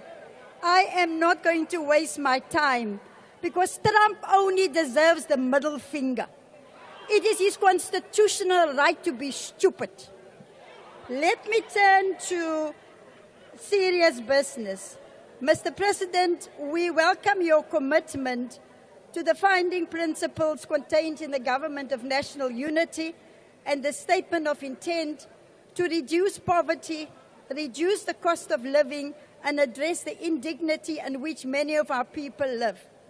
However, we must acknowledge that regardless of all the noise, both locally and internationally, South Africa has constitutional and moral obligations to transform society, to narrow inequality, and create a nation in which all citizens have a stake.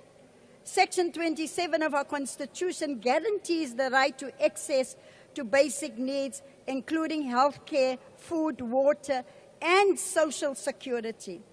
It also places the onus on the state to take reasonable steps to ensure that these rights are met. And already we have got the Grootboom Constitutional Court judgment to this effect. The SRD grant has played a critical role in keeping millions afloat, but it remains insufficient to lift our people out of extreme poverty. The GNU needs to implement the safety net. We all agreed to reduce poverty in the Statement of Intent and implement the basic income grant. A properly structured basic income grant would not just be a welfare measure, it would be an economic stimulus, increasing consumer spending, supporting small businesses, and create demand-driven job opportunities.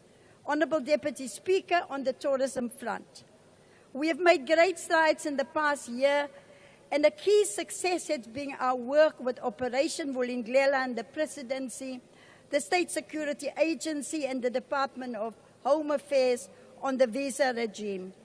As stated by the President in Sona, that we will continue to enhance our visa system to make it easier for skilled people to invest in our country and grow tourism. The Department of Tourism will use the visa enablers, the electronic travel authorization, the trusted tour operator scheme, and the digital nomad to grow tourism targeting India and China.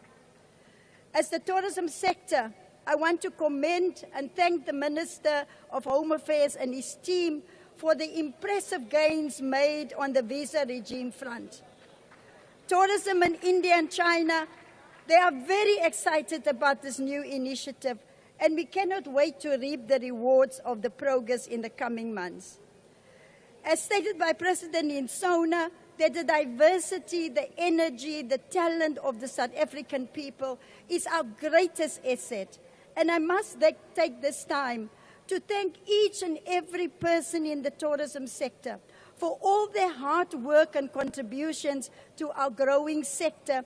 And I wish to thank them in advance for the work that we will continue to do. Another key development is on the 4th of December 2024, Cabinet approved the route development marketing strategy to be implemented from the 1st of April 2025. Thank you, Honourable Minister. Your time has expired. The next speaker to the podium will be the Honourable Chirwa.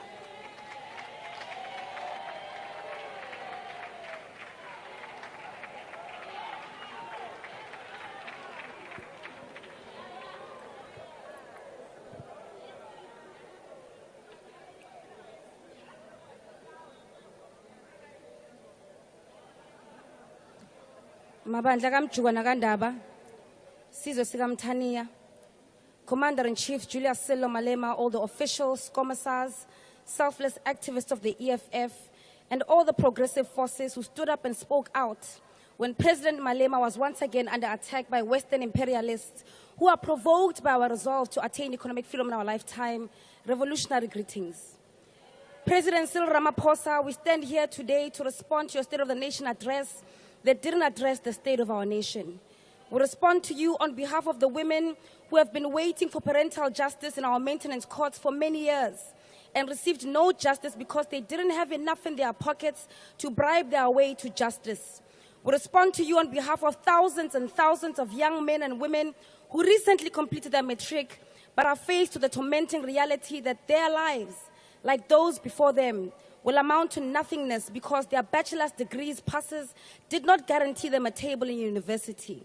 We respond on behalf of Kanyisile, who is a victim of bullying at Sutherland High School because she's a black girl in South Africa. She and many young black women are forced to learn that under your leadership, they are second-class citizens. Your presidency does nothing for us, Mr. President. It doesn't protect us, nor does it give us justice. Receive this response on behalf of 17-year-old Amahle, diagnosed at Charlotte Maxeke Johannesburg Academic Hospital in 2017 to being on the spectrum with special needs and has still not received her right to specialized vocational education to date. Her and thousands other children with disabilities and special needs are cursed with having you as the government of the day, as what is standing between them and their right to education is a government that has abandoned the responsibility of defending the most vulnerable in our society. Mam Rebecca Molefe, who has a common reality to that of my great-grandmother, Unomngwalisa Ngokazi. These black women and majority of black people in this country had their land stripped away from them by white supremacists. Mam Molefe's case is even more catastrophic, as her land was stolen 20 years into democracy after you became president. Petrol attendants, widows and orphans of Marikana, millions of unemployed youth who are bed-rotting and giving in to depression, grandmothers who are abused by their nyaupe and crystal-addicted grandsons and daughters, teachers who are threatened daily at their places of work by children who are victims of dysfunctional communities, business people who have to pay thugs protection fees or risk being killed, farm workers in Purifir in the Eastern Cape who are paid a carton of milk and a box of cigarettes after a week's worth of labor, the colored Danis in the Cape Flats who pray at night while we sleep, hoping to end the violence with spiritual intervention and waiting for Godot because the government has failed to protect them, and the black people in this country who are dispossessed of their land. As much as you say that you will not be bullied, and we agree with you that you must not be bullied, the reality is that, Mr. President, you are being bullied. If you were not being bullied, you would have supported the amendment of Section 25 of our Constitution that was to see the justified expropriation of land without compensation, not the watered-down Expropriation Act that uses the language of revolution, but yet far away from true justice. The state, including Parliament, the executive and the judiciary, carry the obligation to redress imbalances of the past through the enactment of laws that will achieve redress and equitably redistribute all resources. If you were not being bullied, the South African government would pass legislation that all the food bought by government for public facilities should be sourced from small-scale farmers and food producers. This in itself will create sustainable economic activity and inspire many unemployed young people in the country to go into food production because there will be income and financial benefits to boost other economic activities out of it. We would increase state capacity and stop rendering the development of this nation to the greed of tenderpreneurs. We will always need cleaners, Mr. President, truck drivers, security guards, surveyors, healthcare workers, and engineers. There is no tangible reason to subject our nation to the mercy of the private sector through tenders for basic functions of the state. Build the capacity of the state you are in charge of. Do the actual work. Don't just talk about industrialization. Do it. We export almost everything in this country, and your government oversees the compromise of industries we used to dominate. What is the reason that we export ivaslap yogeza when we were once a nation that boasted dominance in the textile industry? It is because you are bullied.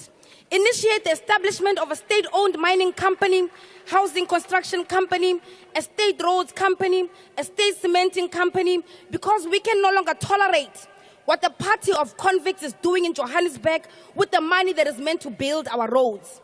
Introduce vocational education in earlier grades. Decolonize the education curriculum. We want you to be exhausted of creating matriculants who have zero skills to show after 12 years of being in the education system. This while children as young as 9 years old are being taught robotics in China. You have been president for 7 years now. May this be the very last State of the Nation address where you hide the shame of your incompetency behind a vision board that never comes to fruition. You chose to lead with people. Could you please take your seat? Honourable Member, on what point of order are you standing?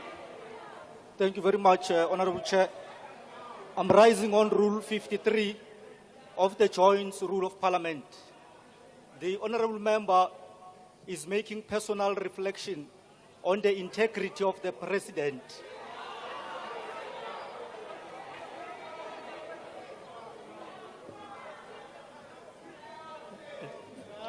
Thank you very much, Honourable Member. We are looking into that.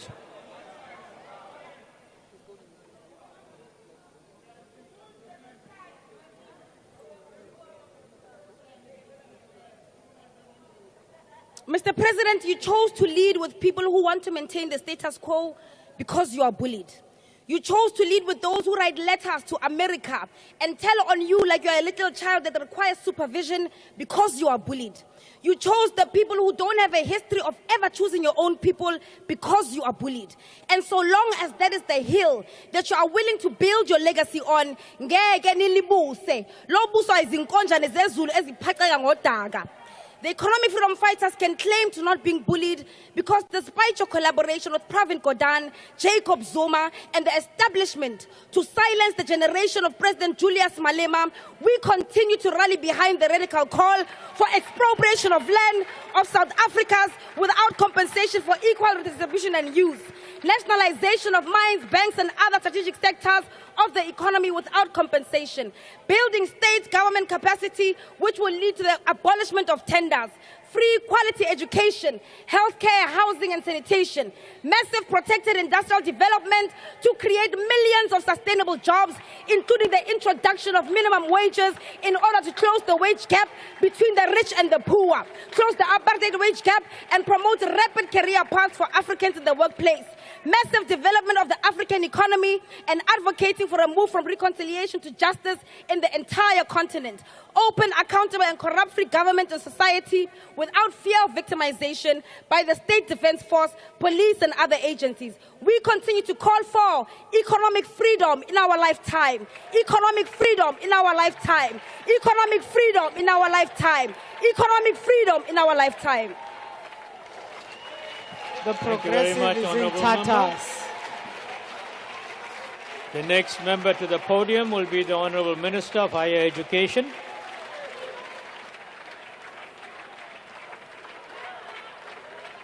The progressive is finished. Thank you, Honourable Members. Could you please take your seat and allow the next member on the podium? Thank you. Thank you, Honourable Members. Thank you so much. Thank you so much, Deputy Chairperson. I will premise this debate by reflecting on what democratic and autocratic regimes contextualize education. My position is underpinned by priority number 4 of the ANC manifesto, which calls for investing in people, linked with Honourable the priority... Minister, could you please speak into the microphone so that you can be clearly heard? Thank you.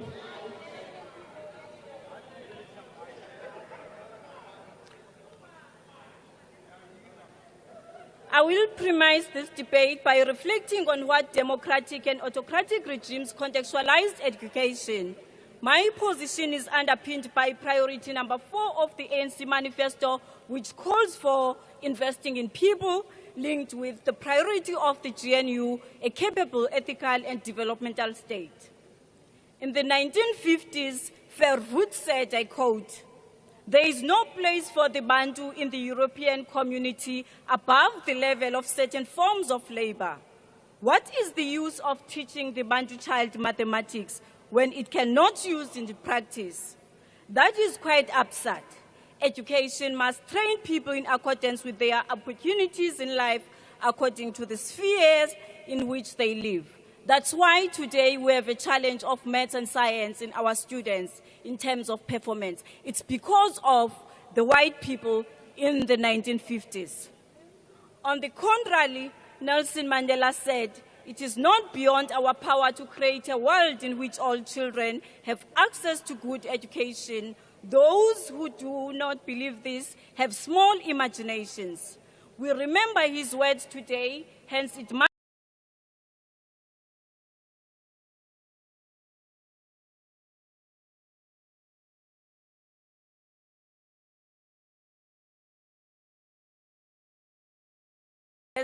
of his release from prison, ekuseni ngo-4 o'clock, sakhulula uMandela. In response to these divergent views, one of the leaders of the Progressive Liberation Movement, which is the African National Congress, the latter, and the colonial ruler, the former, 70 years ago, a profound promise was made in the Freedom Charter, a declaration that the doors of learning and culture shall be opened. This year, we rise in our collective spirit to stand against bullies. As President Ramaphosa declared, we will not be bullied. We will not be bullied as we dismantle the structural barriers of inequality. We will not be bullied as we move decisively to implement the NHI, the Bella Bill, the Expropriation Act, ensuring that power, resources, and opportunities serve the people, not the privileged elite. What we need to understand is that education can put us in a trajectory to rapidly respond to the economy of the future through cutting-edge research capabilities, empower our nation's people to claim the democratic freedom, and build a more prosperous and just society. Today, we reaffirm this noble vision of our people. We understand the aspirations of the society, and visioning an integrated approach of the government focus of all-round improvement on education system as a whole. An education system that has a consolidated programmatic vision, an education value chain with a focus on early childhood development, basic education, and post-school education and training, which is then going to transition into the world of work, thereby addressing access and success. During Sona, His Excellency President Cyril Ramaphosa said, matric class of 2024 achieved the highest pass rate in our country's history for the first time in history of our country. Nearly half of these learners achieved a bachelor pass.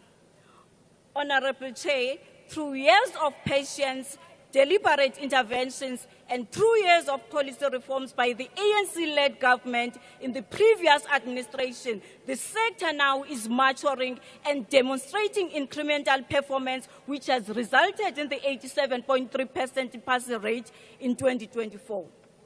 Honorable Speaker, we are now, as the African National Congress, reaping the fruits of these reforms introduced by the democratic government led by the African National Congress, together with measures implemented to drive support during COVID-19 period. Ultimately, in 2024, these measures proved to be effective as we witnessed a significant increase in metric results due to progressive decisions made to support the class of 2024 by the sixth administration. Recent reforms that have been introduced in the sixth administration is the Bella Bill, which was signed into law. It is a pivotal act for ensuring that education is accessible and inclusive, and it does not leave anyone behind. We will continue paying attention to the socio-economic relevance of these efforts by restructuring and reimagining NSFAS as well as CITAS to drive education and skills revolution as a catalyst for all-round socio-economic transformation. Honorable Member, The President has also responded to the financial barriers, introduced the comprehensive student funding model as the revised NSFAS model, which seeks to bridge the funding gap, particularly amongst those middle-income families. Today, millions of young South Africans have access to post-education and training system without the overwhelmed burden of financial exclusion. Honourable Member, TVET colleges are central to the African National Congress policy position and this government's effort to develop the skills pipeline essential for economic growth. To address youth unemployment, we are promoting centers of specialization across TVET colleges. By the year 2030, South Africa must achieve the National Development Plan targeting of producing 30,000 artisans annually, which is a crucial goal. Additional test centers have been established to certify artisans who can contribute to the construction, automotive, and manufacturing industries, ensuring a future-oriented workforce. Education is a catalyst for economic growth. Skills development is essential in our fight against poverty and inequality. The partnership between DHET and Alan Gray empowers TVET artisanal entrepreneurs by implementing student-focused entrepreneurship development programs in all our 50 TVET colleges in South Africa. Honourable Chair, we commend the ANC, the leader of government, for steering a united GNU where diversity thrives, where ideological differences is embraced, and the nation building takes center stage. Meanwhile, outside the GNU, it is colder than a Cape Town winter. The so-called Progressive Caucus collapsed faster than the EFF, switches from a red overall parliament to designer clothes after parliament. You will see them today. The camouflage toy soldiers, marching cycles, lost in a family legacy party where leadership is inherited. Maybe a GNU boot camp is indeed needed so that they can learn how essentially unity is. Honourable members, when we speak of transformation today, we do so with the understanding that it is not merely an option but a necessity. We cannot accelerate growth, tackle inequality, or reduce unemployment without fundamentally empowering our youth. South Africa and the entire continent must acknowledge that their biggest asset is not just natural resources, but also their youthful population. Utilizing this young population Thank you very is much, crucial. Honourable Minister. Your Thank time you has so much. expired. Thank you. Thank you. Thank you. The next speaker to the podium is Honourable Mikalakis.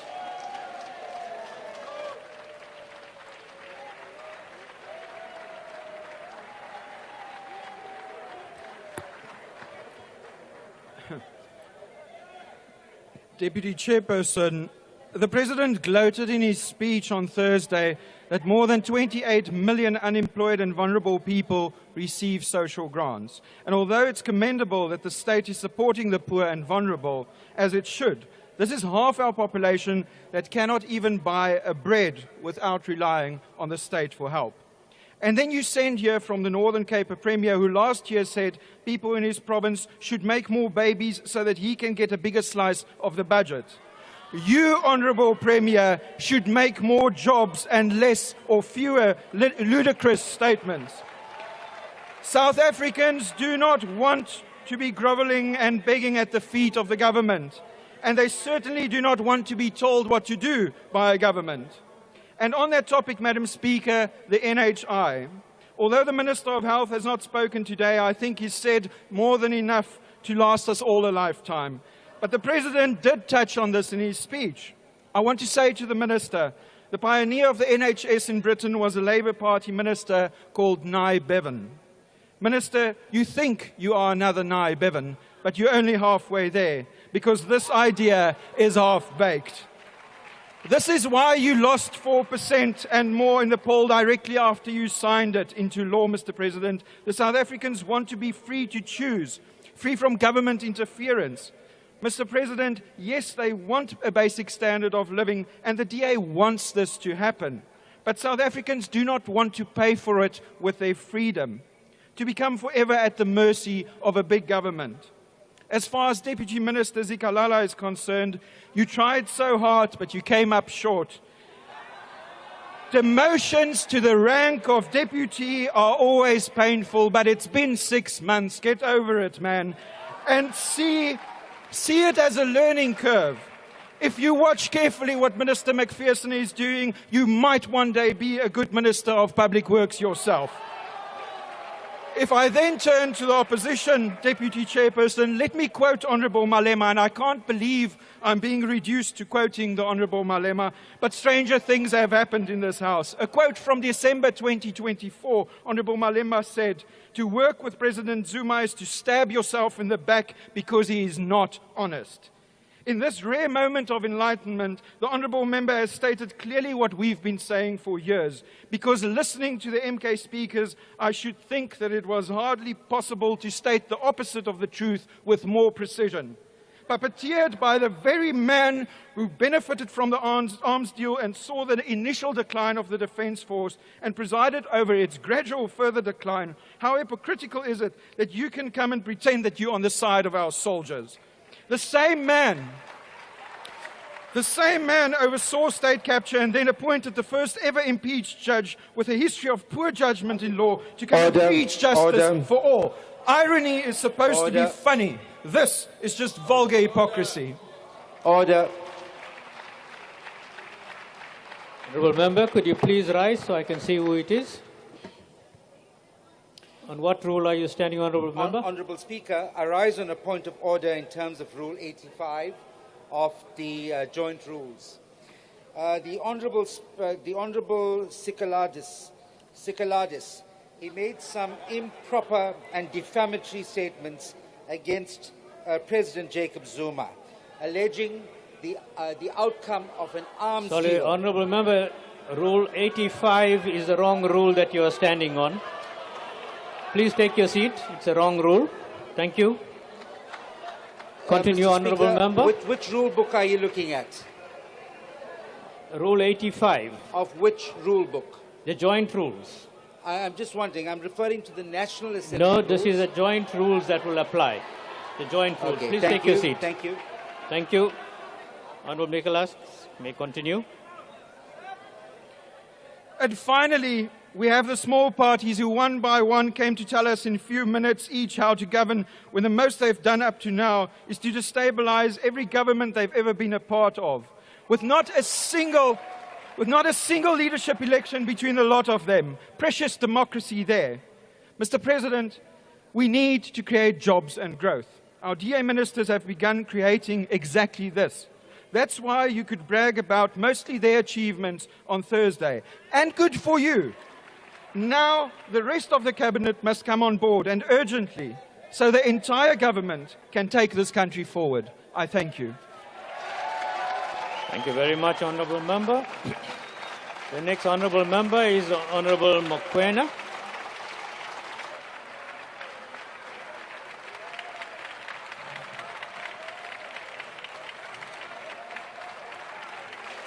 Thank you, Honourable Members. Could you please give the Honourable Member an opportunity to speak and be heard? Thank you. Thank you. Is it on? Madam Speaker, Deputy Chairperson of the NCOP, greetings to all South Africans. I would like to acknowledge the incomparable and charismatic President of the MK Party, the bold and the decisive leader of our era, His Excellency J.G. Zuma, as well as our esteemed party leader, Dr. M.J. Hlophe, a figure of resilience, distinction, tried and tested through times, who proudly holds the highest accolades in the 7th Parliament. I would like to remind some of the previous speakers who seemingly did not get the memo of why we are here. We are here to debate the Sona, not to debate the MK Party president. Because thanks to some of you, because of your devious and conniving actions. Honourable Members, allow the Speaker to continue. Thank you. Because of some of your devious and conniving actions, he is simply an esteemed guest today. Honourable Stenezen, you need to really heal. I mean, it's been years from now. Your continued obsession over President Zuma is now laughable. It has reached a sad level, and it hasn't changed, the fact that you have joined this government out of desperation. Someone needs to tell the DA to focus their energy on the embarrassing city of Tshwane exclusion. Concentrate rather on begging Honorable Panyaza to finally give you a table at his seat. The MK party should be the last of your worries. Deputy Minister Zigalala, you are not a very tall man, and your debate was also vertically challenged. Order. You simply missed the point. Your main problem is your less qualified minister who completely undermines you and bullies you, not us. Honorable Modise, the least I say about you, the better. Your speech was unfortunately not even worth the paper that it's written on. I'm not sure if you are working towards a promotion, but the cheap shots that were petty won't get you far up the ladder. Mr. Ramaphosa, what we witnessed at the State of the Nation address was nothing more than a calculated attempt to distract the nation from the shocking failures of your government. Failures that have, quite frankly, crippled the lives of millions of South Africans, crippled our health systems, our education system, and infrastructure, and even safety of our citizens. The false progress and transformation that you so boldly represent were quite misleading, for a lack of a better word. Nothing more than a mask covering the festering wounds of corruption, mismanagement, and neglect. It is no secret that your government has failed to deliver, yet you continue to spin the tale of progress while our people suffer. Instead, we see cadre deployment. Cadre deployment has now manifested itself to the other GNU parties and its heavily bloated cabinet. The MK party, whether you like it or not, we are a government in waiting. We stand committed to exposing the truth.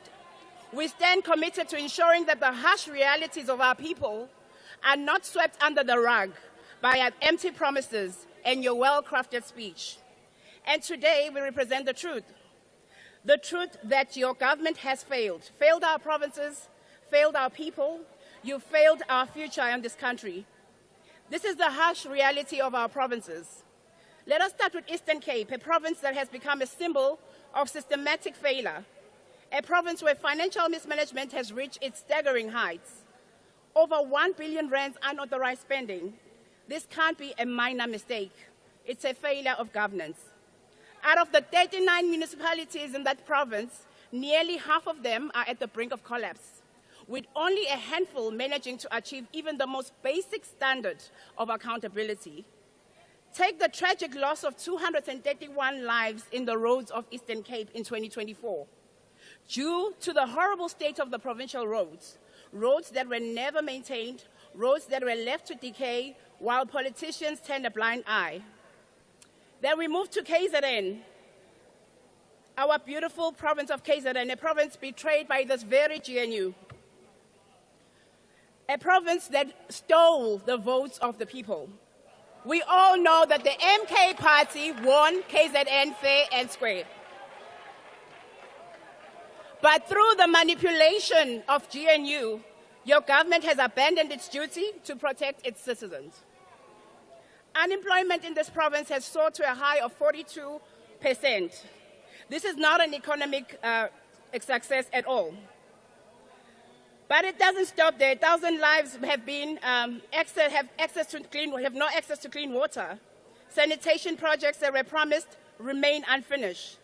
Free State, this promised land reform has proven to be nothing but empty words. Farmers, both new and old, are being abandoned. In Gauteng, let us turn our heads to Gauteng, where over 300,000 families remain on housing waiting lists. Meanwhile, informal settlements continue to mushroom. The streets of Johannesburg used to be quite beautiful, once a shining example of Africa's potential, now littered and neglected through the GNU. Mpumalanga, the center of South Africa's coal, not just from economic stagnation, but it's suffocating from the environmental decline. Despite your promises, sir, Power outages are still a daily routine, still a daily reality in Mpumalanga. But that's not the only crisis. Mining activities have poisoned the rivers and water resources, leaving the communities to live with acid mine drainage. Limpopo, the future of our children is being sacrificed. Over 40% of 3-year-olds are not enrolled in any early childhood development programs. And nearly 13% of 4-year-olds have no access to education at all. And you call that progress. Let's get to the province of Northwest.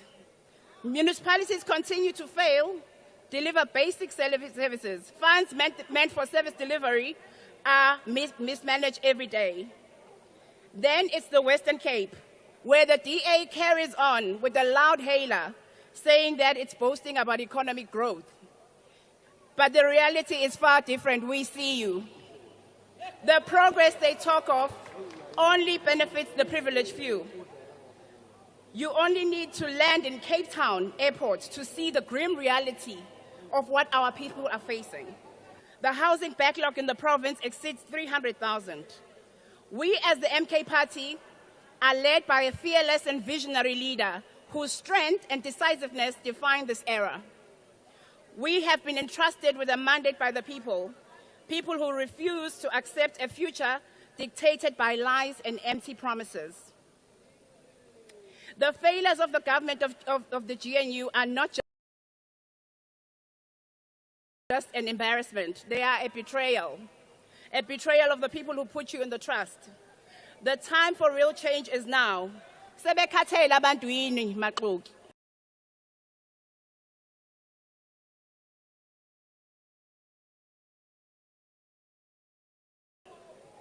And to those who cling to hate, division, and racism in disguise, we see you. We urge you to take advantage of the opportunity opened up by Trump. The gates of America are open for you. You will not be missed. Thank you. Thank you, Honourable Member. The next member. Thank you, Honourable Members. Please allow the member on the podium to speak. Thank you. Chairperson. Order, Honourable Members. Chairperson and the collective of the presiding officers, the President of the Republic, Deputy President, and the collective of the executive, and honourable members, honourable members, just before his blood and soul was about to be brutally extracted from his youthful and healthy body by the evil and forever thirsty apartheid vampires for black blood, Solon Matangu said the following, and I quote, "Tell my people that I love them and they must continue the fight. My blood will nourish the tree that will water the tree of freedom," close quotation. President Ramaphosa, your State of the Nation address is in the context of what Solomon Matangu was saying. Because in that State of the Nation address, you demonstrated love for the people of South Africa. This you demonstrated by ensuring that the message is very clear to our people and the world that as South Africa, because we love peace and friendship, we are part of all the United Nations institutions of governance and all its other ancillary bodies.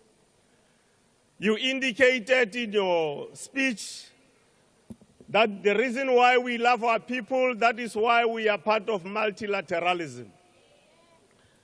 You indicated in your speech that it is important for us not to allow imperialism to be unleashed on the people of South Africa.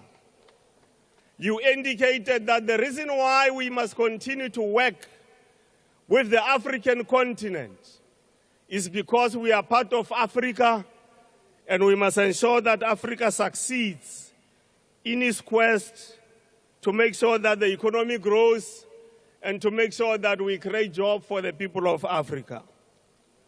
You said, President, in your speech, that you are continuing to engage both Russia and Ukraine to make sure that there is peace and friendship, as the Freedom Charter has said.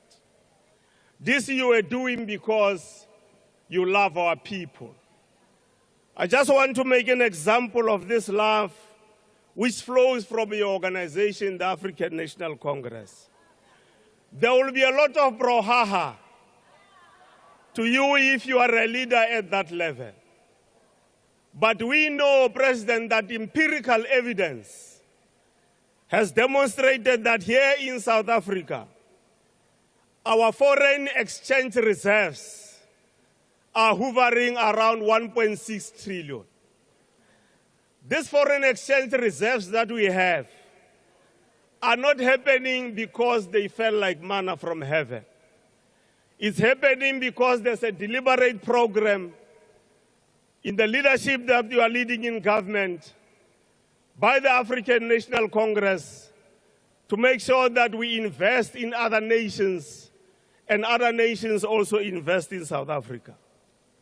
It has happened because the necessary investment conditions are created and continue to be strengthened to ensure that people and companies are able to come to South Africa to invest so that we can deal with poverty, inequality, and unemployment. Honorable Groenewald, I think you are being hypocritical and disingenuous. You take advantage of the prevailing circumstances because of voices that are coming from the US. You want to impress them by conflating the matters of expropriation of land with matters of common criminality. Because a matter of somebody who invades a farm illegally, that is criminality. And therefore you can't conflate it with an act that has been signed by the president. But I'm not surprised because we will know that here in South Africa, there was a man who was from the Afrikaner Weerstandbeweging. That man is Eugene Terreblanche. And one of the things he did, Eugene Terreblanche, as a scarecrow towards the first democratic elections in 1994, he called upon right-wing Afrikaners to store non-perishable food because there was going to be instability in South Africa. Terreblanche is no more, and the food substances that were stored, they ran out of their shelf life. And he didn't have the opportunity to say to them that I misled you. I'm saying this because the right-wingers, in the form of Solidarity and AfriForum, are doing exactly the same thing. If you say that and you mislead people, if you say that in South Africa there's land grabs that are taking place, when you know the truth that there's no land grabs taking place in South Africa, there's a constitution that we are respecting, you are behaving exactly like Eugene Terreblanche behaved before the 1994 elections. Honorable Steenhuisen, I thought that there's a dilution of Steenhuisenism because you are now part of the GNU. Now, please make sure that you go and study the constitution of the country very well. You don't have ministers that you have appointed. In terms of the Constitution of the Republic, the ministers are appointed by the president. Now, you cannot come here and claim ownership over ministers that you did not appoint. You are actually breaking the law because the ministers, as I say, are appointed by the President. There's no one else who can appoint the ministers.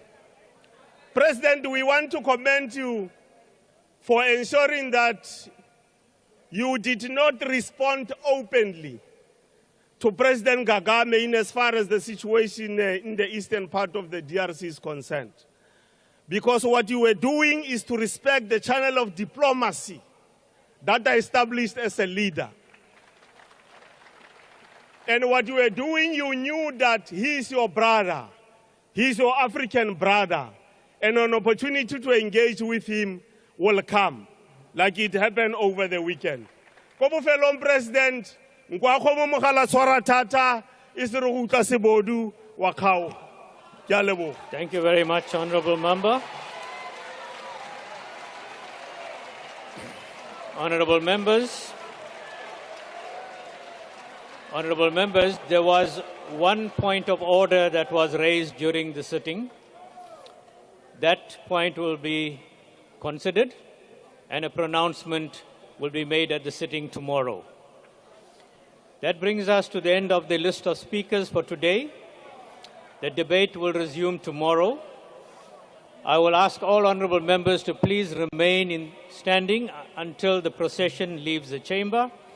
That concludes the business of the day and the joint sitting is adjourned. Thank you, honorable members.